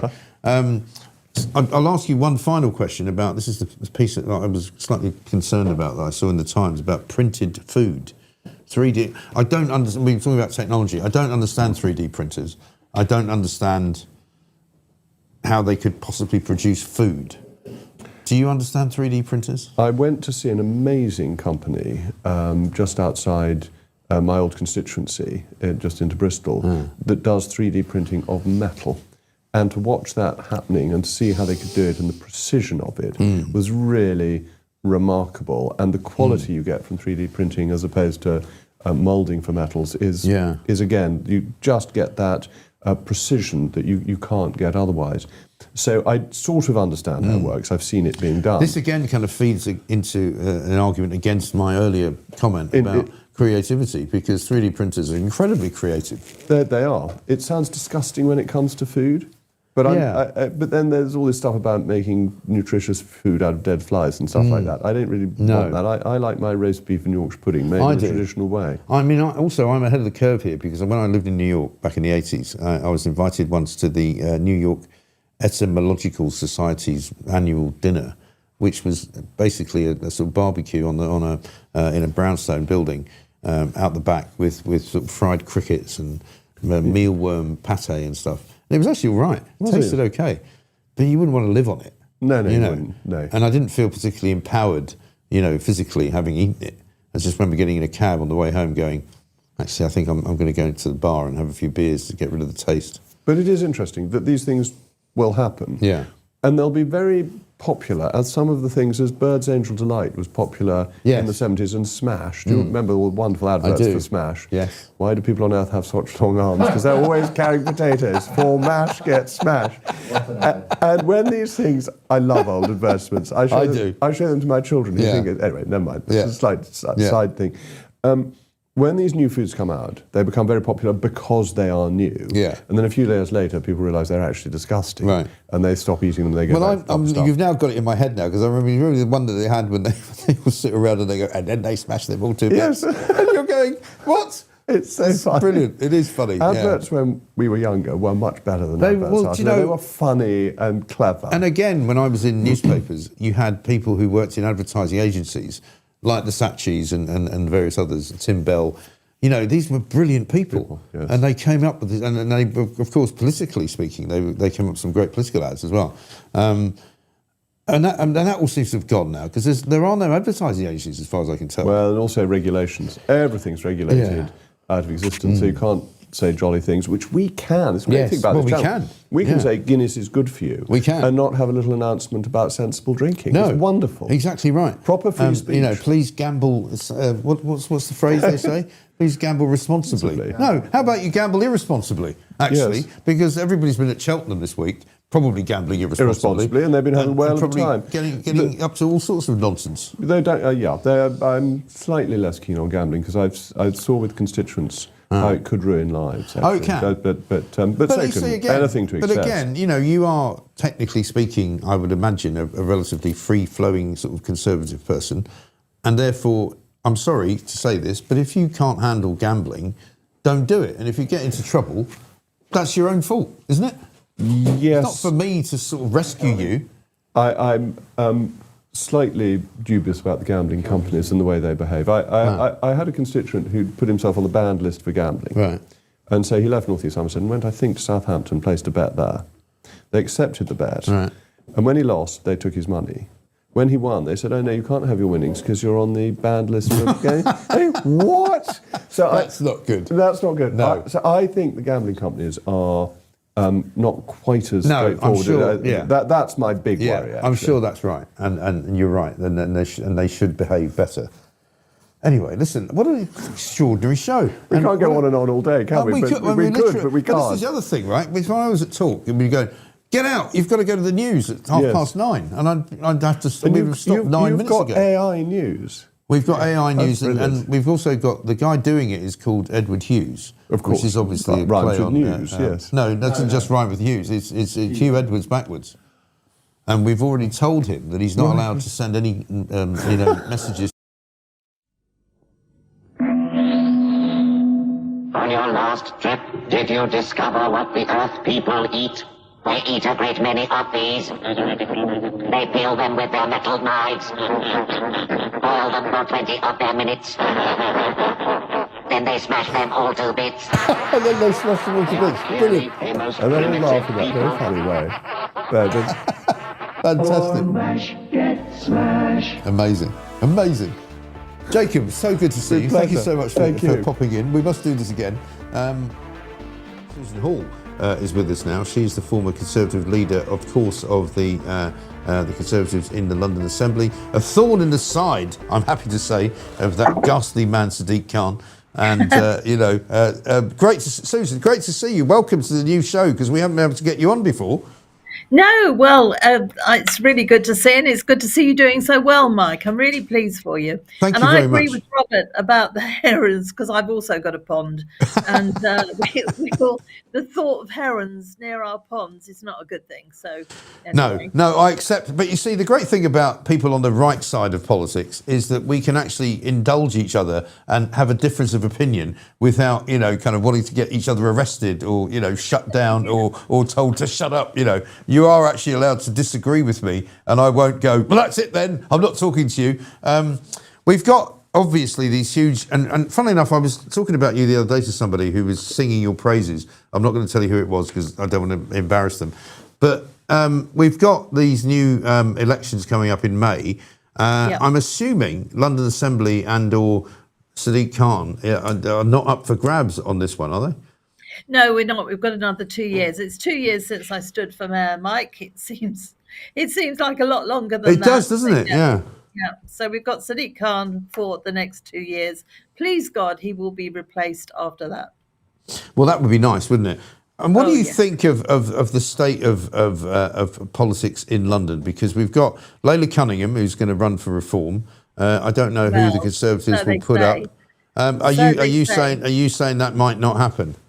Well, I'm hearing all sorts of rumours that perhaps she won't. I don't know. Oh, really? Because obviously I'm not in the reform camp, so I don't know. But there are all sorts of rumours flying, and we don't know who else is going to be put up, do we? So we'll have to wait and see, really. I imagine that most parties will have people in place by Christmas, but then we'll see what's happening. But as for politics in London, I mean, in all the years I've been campaigning, and they are many, I have never been as uncertain about outcomes as I am at the moment.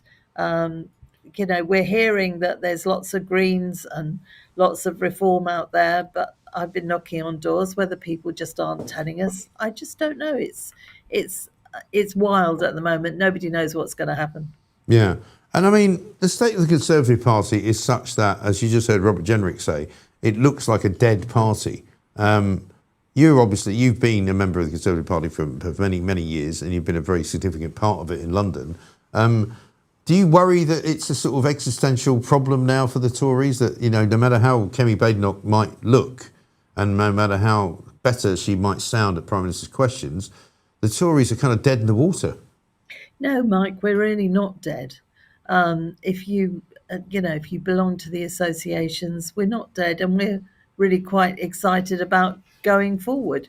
We've admitted that we got things wrong, and we did. And so you brush yourself down and start building up again, and that's what we're doing.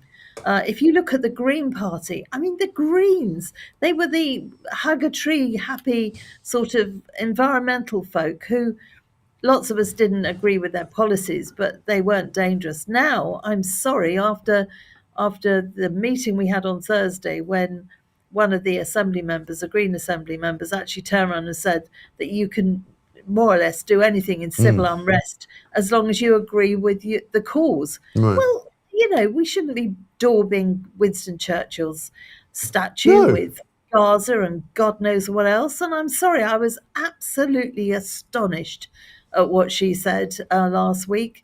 And that's the way the Greens are going. They're going in a quite dreadful direction.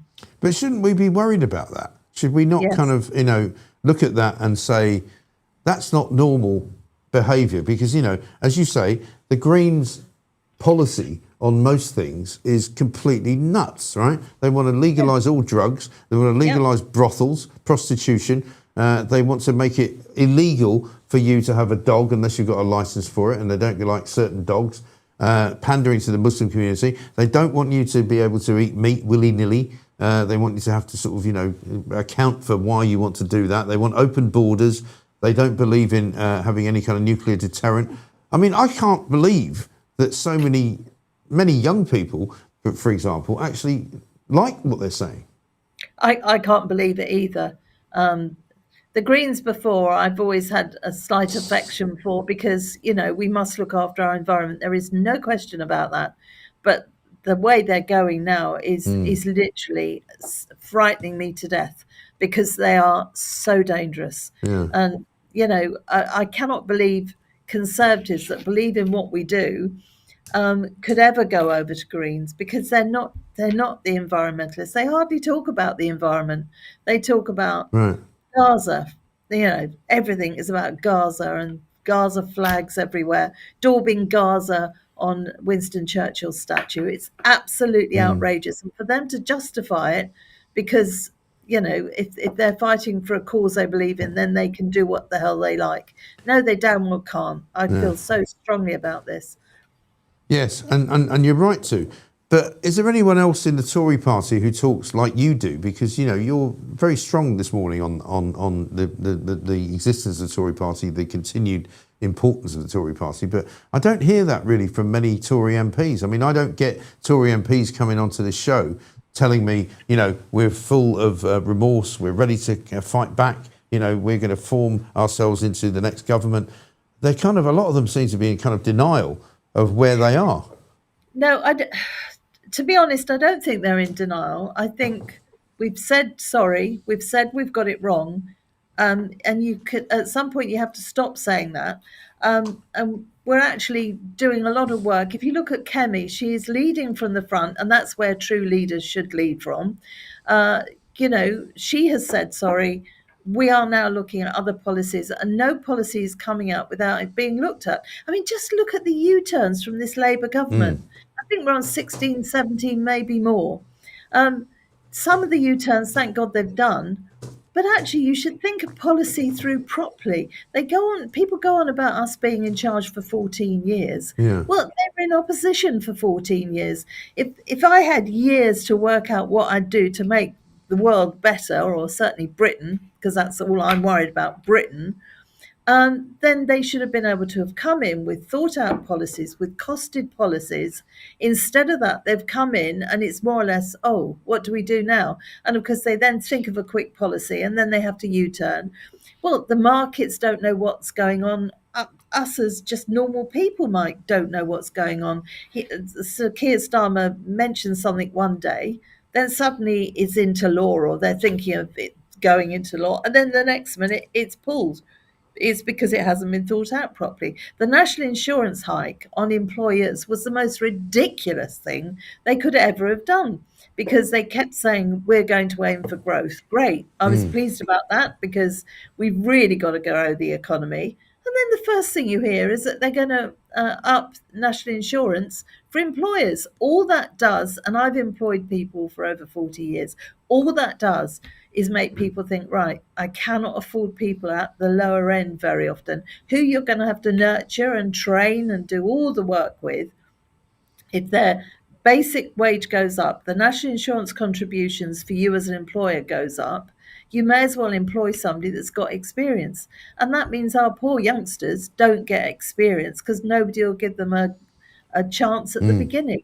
Yeah. Oh, I'm sorry, I'm ranting, but I'm so cross with this. Ranting is good. No, listen, ranting is good, because, I mean, that's what our viewers and listeners expect from you, Susan. I've got a great note here from South London Sarah. South London Sarah says, I love Susan Hall, but I could never vote for the Tories again. How did they get it so wrong? And I think that's part of the problem, because, you're right. You look at what Starmer's doing and the Labour government are completely useless. It's like nobody's in charge of the train. The clattering train is literally clattering down, at high speed down the track, and there's nobody in charge nobody's in the cab driving it. The worst thing about the Tories is there was somebody in the cab driving it, but they drove it also into a dead end. Well, we did make mistakes. There's no question. Kemi's admitted to it. But now we're thinking out policies. Sometimes when the spotlight is off you, the spotlight was on the Conservatives for years. And it's very hot under that spotlight, let me tell you. So now we're not in the spotlight anymore, and we are taking time to work out and make sure we have proper costed policies and look at the implications. Sometimes you throw a pebble into a pond and the ripples go far further than lots of people think. We've got a new leadership. We're heading in a different direction. And one of the things we also ought to remember, Mike, is these civil servants that advise ministers, most of them, I would suggest almost all of them, have never been in the private sector. They've never run businesses. So they give advice to these Labour politicians who equally have never run businesses or know how anything works. So no wonder we're getting a catastrophe. We're not getting people that have been in the private sector. We're not getting views on how the real world works. And civil servants, I often wish that we didn't have so many that started straight from uni, worked all the way through, because they've got no idea on how the rest of us live. Exactly right. And isn't it more than just about proving the point that you can have a policy which is properly funded? Because we heard all that before from the Labour government, and obviously it was complete and utter cobblers, right?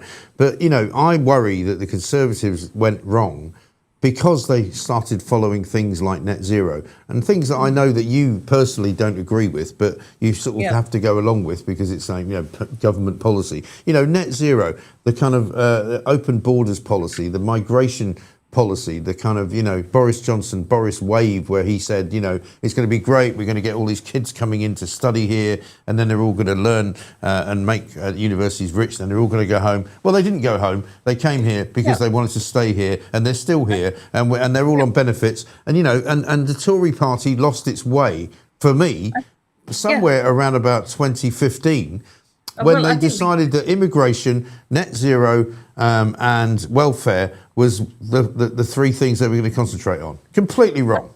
I think we became far too woke. I think Kemi thinks this too. I mean, and she is a new leader and we are in a different direction, thank God. Yeah.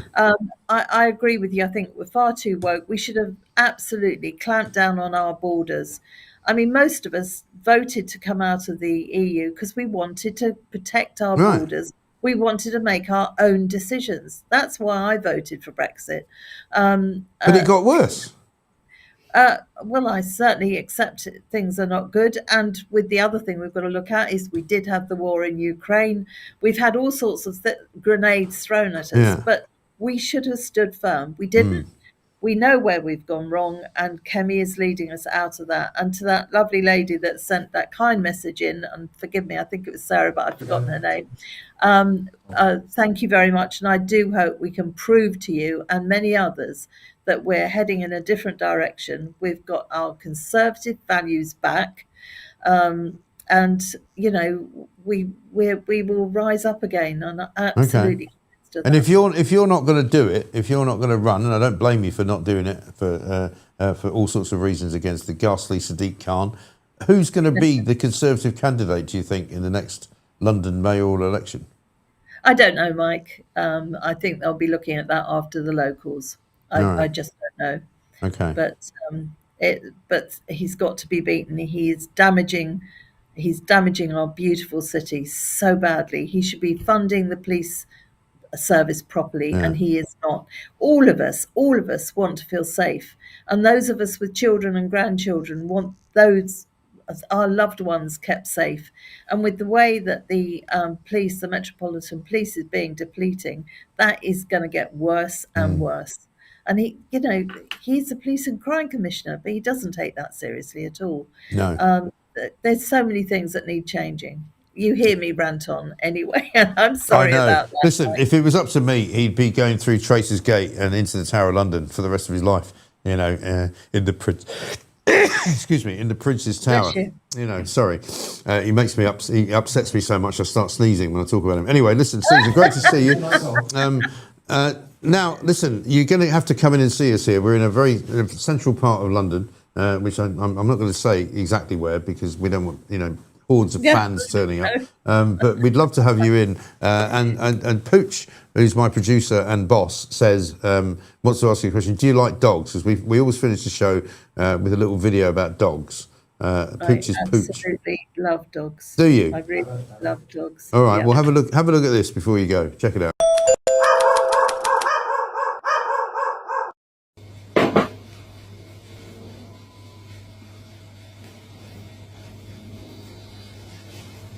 He's amazing. What sort of dog is he? They say, I think, don't they? He's some kind of mountain dog or something. He's so big. He's beautiful. Absolutely beautiful. Oh, man. He's just amazing. Oh, look at the size of him. Whether they're big, whether they're small, they Isn't he are. great? I best know. friends. I mean, I've got quite a big Labrador, but that thing Yeah, is I some kind of know. mountain. It's some kind of mountain dog. I'm not quite sure what kind. But what we do is we always finish the show with that, because no matter how terrible life is, and no matter how awful the politicians are, and how dreadful the crime stats are, you look at a picture of a dog and you just think, actually, you know what? I can go on. I can actually look forward to tomorrow. Yep, you're so right. I watch it's Ziggy, isn't it? I Yeah. watch your videos with him. Yeah. Lovely. He's Absolutely Ziggy, yeah, he's lovely. amazing. He's amazing. Yeah. Listen, there he is. That's me at the weekend a couple of weekends ago. He's just amazing. They are fantastic. Anyway, listen, Susan, so good to see you. Thank you so much for taking the time to talk to us. And Thank you for inviting me. no, not at all. And you know, do come in, and we do a show called Plonk of the Week on a Friday, where Well, we you know actually who taste. I'd nominate. We taste no, not Plank of the Week. No, this is Plonk of the Week. This is where we taste wines and champagnes and things. So you should come in and do a bit of that. Yeah, We definitely. get a bit tiddly before lunchtime on a Friday. It's very good. All right, great to Nothing see you. wrong with that. Susan All right, Hall, good to thank you see so you as much. well. Former Take leader care. of the Conservative Party in the London Assembly, and a fine woman, very fine woman, who, for some reason, I can't believe how, didn't beat Sadiq Khan the last time she ran against him.